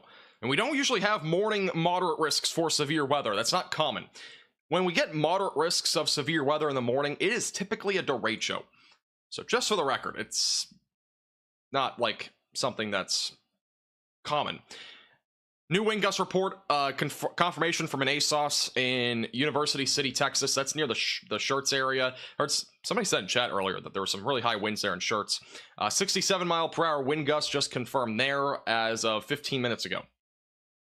So we do have that report coming out of there. And then again, we still got some significant storms just to the southwest of College Station. Damaging winds is the main concern. I would keep a close eye on this again. We do have a little bit of a inflow trying to develop here. We'll see if this tries to evolve. I have doubts about that, but if it does, we could get an isolated tornado threat going here. I would say it's a low chance, but it does exist. We do have a little bit more organization now in this storm near College Station. Will an enhanced risk be issued in Ohio for Thursday? I kind of doubt it. I gotta find that trampoline rating scale because that's hilarious and accurate. It's something I made. It's not like nobody else has a flying trampoline meter, unless they're copying me. But you know, I don't really care if they do. This is the scale. You can take a screenshot if you want. But we are at a gone forever stage for flying trampolines tomorrow, and this is what trampolines will look like tomorrow in some places because of the damaging wind threat. So once again, if you are in the lower Mississippi Valley, hatch down your trampolines because flying trampolines will become a bird tomorrow in some places where high winds and widespread winds are likely in many areas across the lower Mississippi Valley.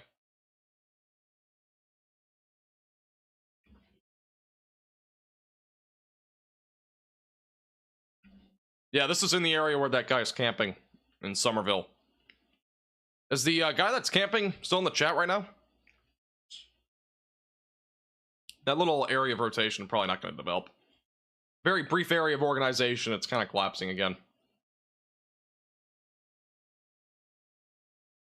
Still, we got some significant damaging wind potential near San Antonio. This is moving out of San Antonio, going towards New Braunfels with damaging winds up to 60 miles per hour being possible.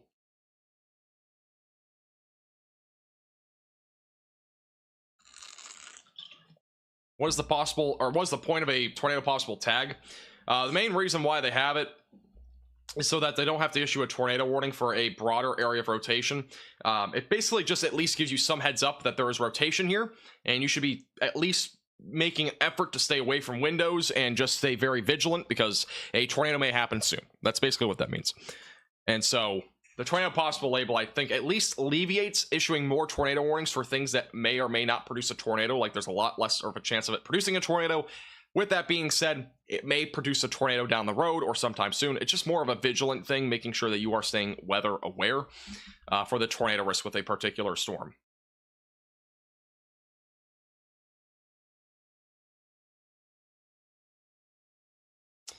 New weather prediction center outlook here. Don't show these too often, but we do have a great or really high rain potential across Louisiana. 3 to 6 inches of rain will be possible across southwest Louisiana and southeast Texas over the next few hours. So some significant flooding is going to be possible in Louisiana and southeast Texas tonight. 3 to 6 inches of rain is likely to fall between now and 3 a.m. tonight or 4 a.m. tonight. So lots of rain coming. Flooding is another threat with this. Not something we talk about enough here, but flooding is definitely a concern tonight across much of Louisiana and southeast Texas.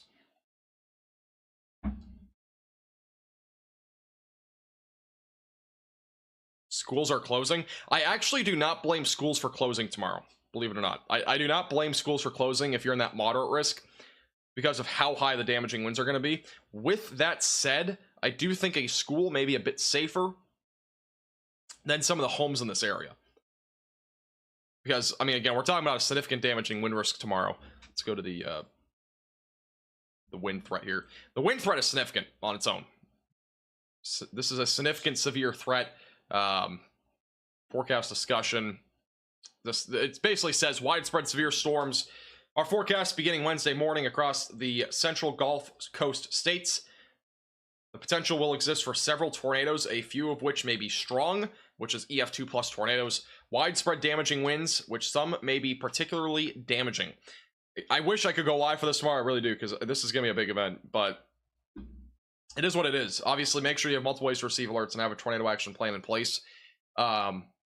It's going to be a very significant day, for sure. And unfortunately, a lot of damage is going to probably happen in these areas, especially with the damaging wind risk. I'm a little bit less confident about the tornado risk really materializing and producing,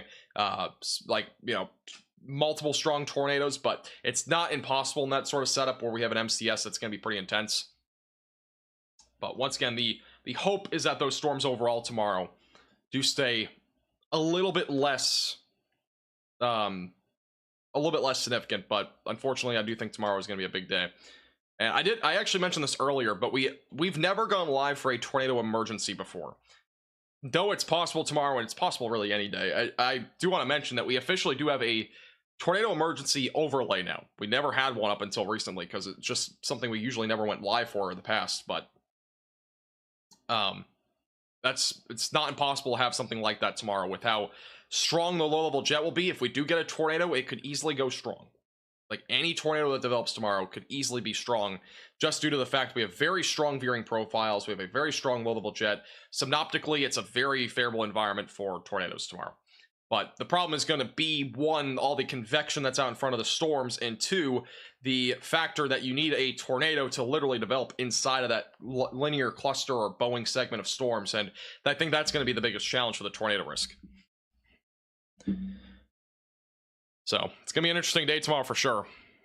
And I really do hope for everybody that's in the path tomorrow, please make sure that you have multiple ways to receive alerts. Have the precautions taken tonight. You've got plants outside, protect them. If you are in an area where you're in a mobile home, have an alternate shelter place in mind so you can get there before the severe weather really ramps up, because it is going to be, again, a very significant day tomorrow, unfortunately, for some of those areas, especially those in mobile homes and near trees.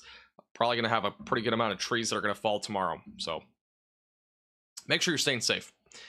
Friendly reminder, if you're new to the channel, make sure to subscribe down below. If you've been finding the stream informative thus far, like the stream. If you have any questions, feel free to leave those in the chat.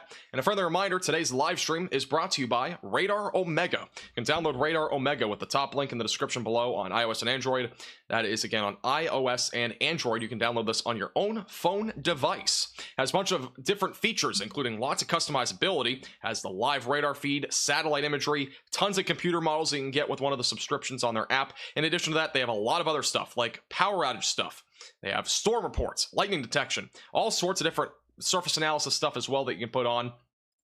In addition to that, you can also track out storms. Put a speed on there and you get a track of when this storm will arrive to your location. So we got 456 miles per hour on this storm. Did not mean to type that. So according to that, it would arrive to Montgomery in 6 minutes. Almost traveling the speed of an airplane here in southeast Texas. With all that being said, you can download Radar Omega on iOS and Android with the top link in the description below. And also, they have live cams and storm chasers that you can watch in the app. I do appreciate Radar Omega for sponsoring today's live stream. And they do have 3 different subscriptions, and you can also download it for $8.99, which is highly worth it. It's the price of a Starbucks coffee, and it'll be on your device forever.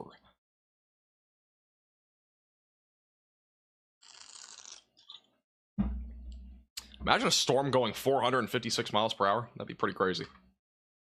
This is 456. I don't know what the highest speed you can do on Radar Omega is. Kind of curious. Track out an airplane on here. Oh man, wow. You can go to 100. You can go to a really high number here. This is 10 billion miles per hour. Going like the speed of light almost. No, you could go that high. I've never done that before. The severe thunderstorm warning has just been, or has just expired near College Station. I don't think they're going to issue another one on this. I'm not ruling out some isolated damaging winds as it approaches Navasota area, but the damaging wind risk is probably going to be going down a little bit here. We still got a severe storm near the Schertz area near New Braunfels and Seguin. That's still producing the threat of damaging winds around 60 and quarter-sized hail. We have 5 severe thunderstorm warnings overall. All of these are very marginal at this point. The only one that's not is the one in La Salle, Texas, where there's 70-mile-per-hour damaging winds and half-dollar-sized hail. The Oklahoma one is honestly probably one of the more interesting ones. Got large hail near Lindsay, Oklahoma, going towards Norman. Again, this is a live view on the cyclone port on Radar Omega. This is, you actually see all the lightning. I think all the lightning's over here now. It could be wrong. We'll probably see some lightning here in a moment, but this is a storm that's near Norman right now. About 30 miles to the south of Norman. Oh, nope, it's over here. That's all your lightning. Might have just been another flash over there, but lots of lightning down there just to the south here of Norman, Oklahoma.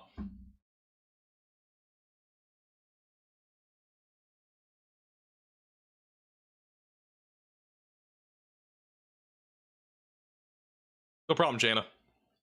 Hope you stay safe there in Alabama tomorrow. I was looking in New York. New York is fine. Shouldn't see much over the next few days. I would say the only thing to be watching for would be late Thursday, but I think overall the concern is pretty low. Yeah, I got some lightning there in the background in Norman. It's only 62, by the way, in Norman.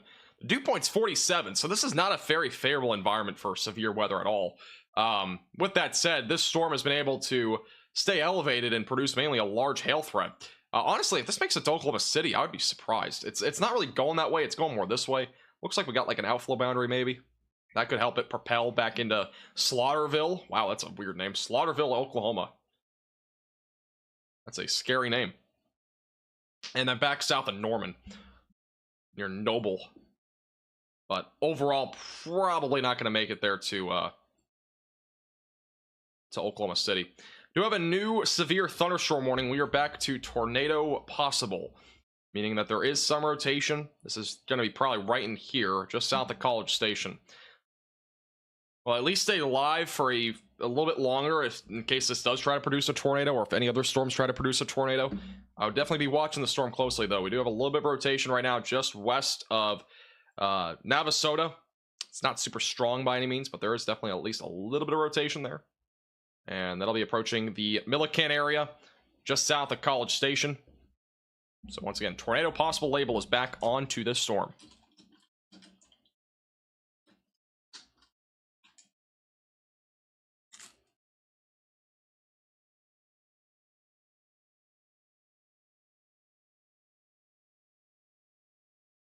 So rotation's heading east, by the way, for those wondering. So Navasota, Milliken will be the areas in track of this. I wouldn't rule out that it goes a bit further east-southeast, though, maybe perhaps towards like Montgomery. The storm track has been kind of east-southeast at times. So Montgomery, maybe, long-term in the track of this. It should be going towards Houston. I think this is going to stay more of an easterly trajectory. There's also been quarter-sized hail reported from a trained spotter in Somerville, Texas moments ago. Maybe that was our person that was camping out at Somerville Lake. You never know. A quarter-sized hail reported there near Somerville. So we at least got a little bit of hail here. Once again, tornado possible label on this. So we'll keep a close eye on this storm over the next few minutes in case it does try to produce a tornado. South at College Station, going towards Navasota.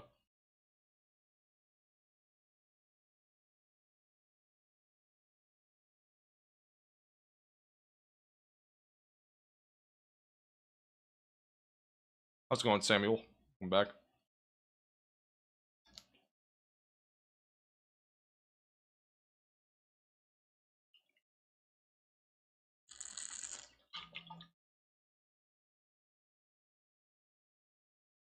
I'm running out of flavor on my circle.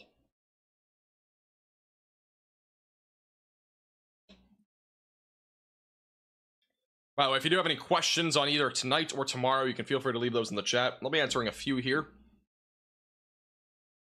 as we at least wind down on the imminent severe weather risk. The severe weather is really going to ramp up again later tonight. It's gonna be more early tomorrow morning though, probably closer to like 3 to 4.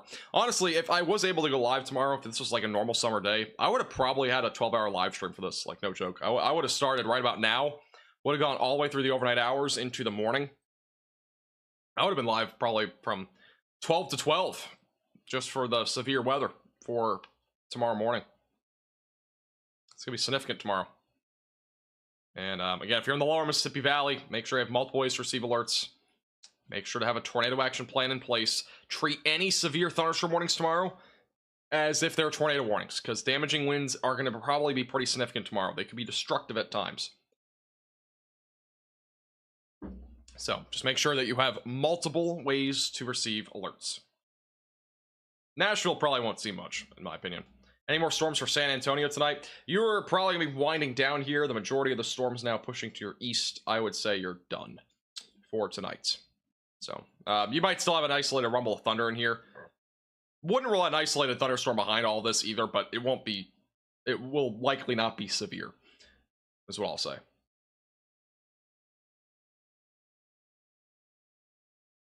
I wonder if we have a view on this storm now with the closer up radar site. Let's check. It's just coming into range now. You can see the rotation. Again, it's not anything too crazy. We got a little bit there near Navasota, just south of College Station, Texas. There was a little bit of rotation there, but it's not too strong right now.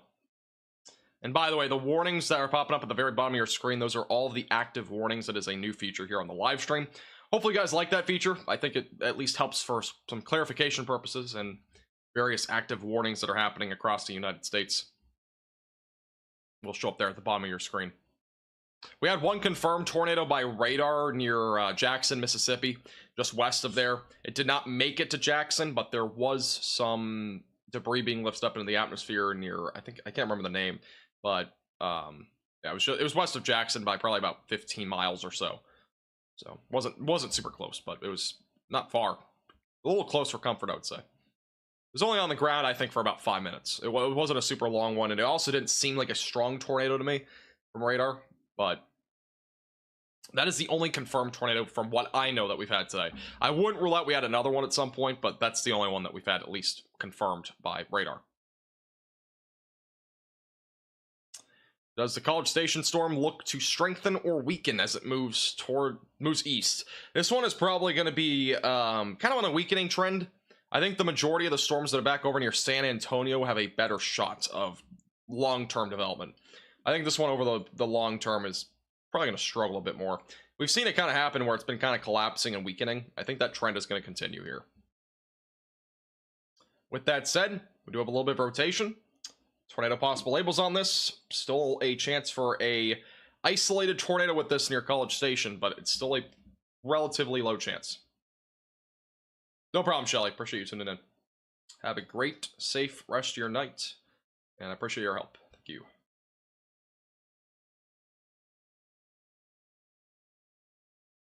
Special font is going to get you timed out every single time. Just an FYI.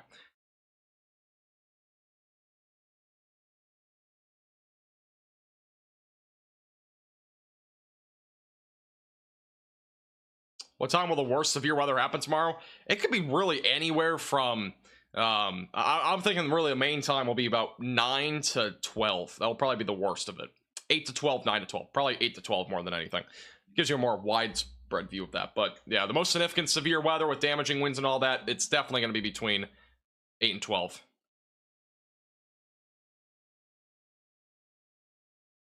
So, once again, have multiple ways to receive alerts. Have a tornado action plan in place. It is going to be very active tomorrow.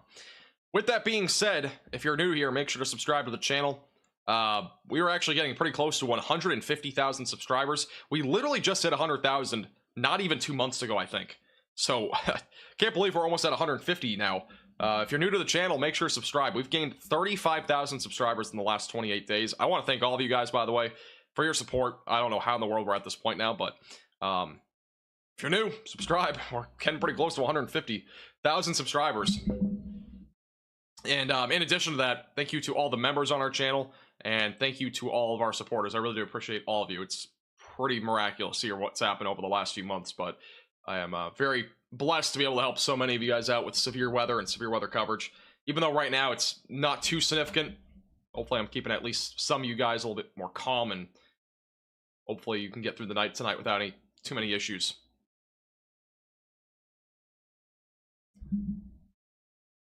I will not be like I mentioned a few times, but I'm probably not going to be live tomorrow. Again, I have stuff from 10 to 2 that I cannot avoid at all. Especially tomorrow. I usually would probably get away with it, but tomorrow I just can't. So if I go live, it'll be after 2, and that'll be if there's anything significant left. We'll do an emergency live stream if needed after 2, but right now I can't do anything about tomorrow, unfortunately. I would 100% be live tomorrow, like there's just no doubt, but it's a big day tomorrow, unfortunately, that I just can't go live for, but there should be other people live for it. But yeah. Unfortunately, I'm really kind of down about that, but it is what it is. Ohio Valley Thursday, think it'll be bad. I will probably, so if I don't go live tomorrow at all, I will have a video on Thursday, or on Wednesday night, sorry, so Wednesday evening. I'll have a video forecast on the channel that'll go over all the details that you need to know for Thursday. If I don't do that, I will do some sort of forecast live stream Wednesday night if needed for it. I don't know if it will be needed. If that's not needed, then I'll just go live on Thursday. So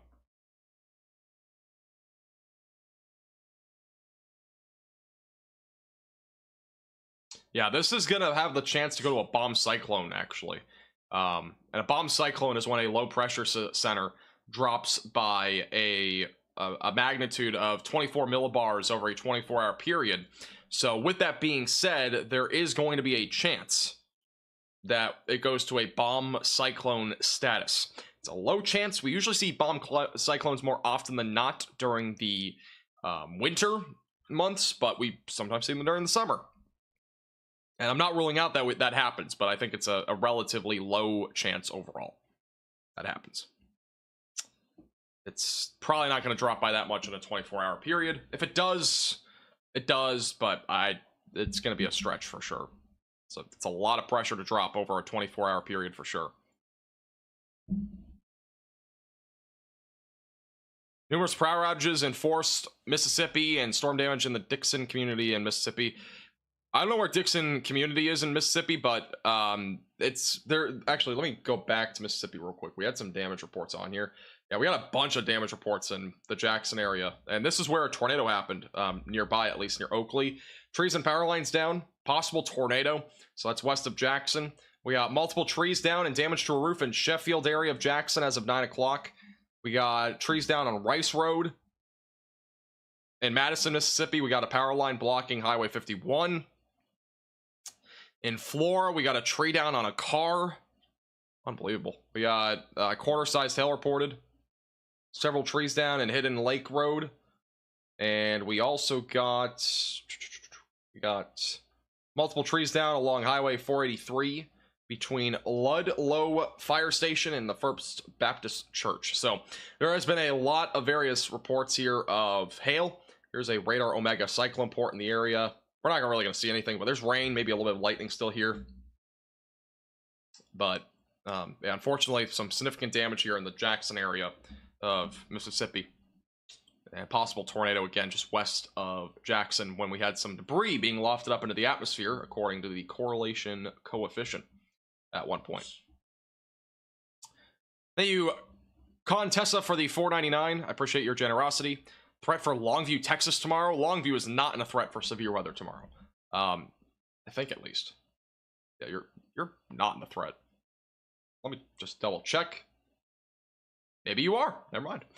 If you do get any severe weather, which I kind of have doubts about, it would be isolated damaging winds or isolated large hail. I was surprised you're actually in this, and DFW is too. Let me check out the future radar here. Let's see what we're talking about here. It might just be on the back. It might be the backside of this low pressure system. That might be what this will be from, or from the low pressure system center itself. Not even that really. It's actually kind of like this upmost area of convection on the northern side here of this this MCS tomorrow, and most of that would just be isolated damaging winds and isolated large hail. I don't really see much with that, honestly. And this backside stuff like that, maybe some isolated damaging winds in the mid to late evening, or mid to late afternoon, excuse me. But yeah, I mean, it's a couple rounds. It's not much. The SPC wasn't clear. Yeah, I don't see much here. I mean, again, it would just be isolated damaging winds or hail. I really don't think we're going to get a tornado risk out of this activity per se, but yeah, a round of morning storms possible. That might produce some large hail and damaging winds maybe, but yeah, there's just not much after that in those areas that I would really expect. Maybe an afternoon round too, but in my opinion, not super duper concerning. Not as concerning as the lower Mississippi Valley, which again, a derecho may occur there tomorrow and a swath of widespread damaging winds is expected. This storm is still going in Oklahoma. This storm has been going for a long time, and it has barely lost its intensity. Got another live cam on Radar Omega near Norman. And this is showing the lightning and the plenty of flashes of lightning in the background there. Got some lightning in the distance. There you go. Big flashes of lightning approaching Norman, Oklahoma. And again, you can watch these live cameras on the Radar Omega app with the top link in the description below on iOS and Android. Could the Storm Prediction Center upgrade to an enhanced risk of severe weather on Thursday in Ohio? I don't think we're going to get one, but we'll see. I kind of think the two slight risks are probably fine. They might do an enhanced on the southeast one, though, for damaging winds. But we'll see. I don't know anything other than what I know, which is, again, the Storm Prediction Center doesn't base their forecasts off my knowledge. Well, I know at least. But with that being said, I don't think we're going to have an enhanced in the Ohio Valley. I do think there's at least a chance of an enhanced back in the southeast. And that would be mainly for the threat of damaging winds if they do that. Once again, I don't know if they will do that. That's my thinking right now. With all that being said, the severe weather threat is going down. We're actually down to 3 severe thunderstorm warnings. With all that being said, more severe weather is going to be possible tonight into the overnight hours, especially across the southeast Texas area, and as well as back into Louisiana tomorrow morning and Mississippi and Alabama. It is going to get very active early tomorrow morning, and it's going to go all the way through the early afternoon hours. I want you to make sure to have multiple ways to receive alerts, have a tornado action plan in place. It is going to be a very active day tomorrow. With that being said, we will probably not be live tomorrow. As I mentioned a few times, I have too many conflicts in the morning that I cannot avoid at this point. So make sure that you have multiple ways to receive alerts outside of a YouTube live stream. Have your weather app, your whatever. It might be weather radio. Tornado sirens can be a way, but that's not really a way, since it might not be reliable. And have all the precautions taken tonight. Make sure you hatch down trampolines. It's going to be a very active day tomorrow. If you're new to the channel, make sure to subscribe down below. If you found the stream informative, make sure to like the stream. If you became a member today, if you super chatted, I really do appreciate your support. Thank you to all the new members today. We are now over 300 members. If you want to become a member of our channel, you can click the join button down below. There's also a link in the description that you can click to become a member. So it starts from $2.99 a month. It's a great deal. Make sure to check out our memberships with the link in the description, or the join button. It supports the page a bunch and helps us be able to do a bunch of upgrades here on the channel. Thank you again for Radar Omega for sponsoring today's live stream. The stream overall was a little bit shorter than I expected because I thought we were going to be having a little bit more tornado action here, but it's been a little bit on the lull side of things for now. And so again, if you're anywhere in these areas, just make sure that you have multiple ways to receive alerts. Thank you to anybody that subscribe today, like the stream, super chatted, or became a member. I do appreciate you guys a lot. Have a great, safe rest of your night. Please stay safe tomorrow. It's going to be very, very, very active. And I hope I was able to help a lot of you guys out tonight. We'll see you guys in the next live stream or video, whichever one comes first. And I hope you guys all have a great, safe rest of your night. And we will see you guys all again soon. Thanks for watching. and have a great night.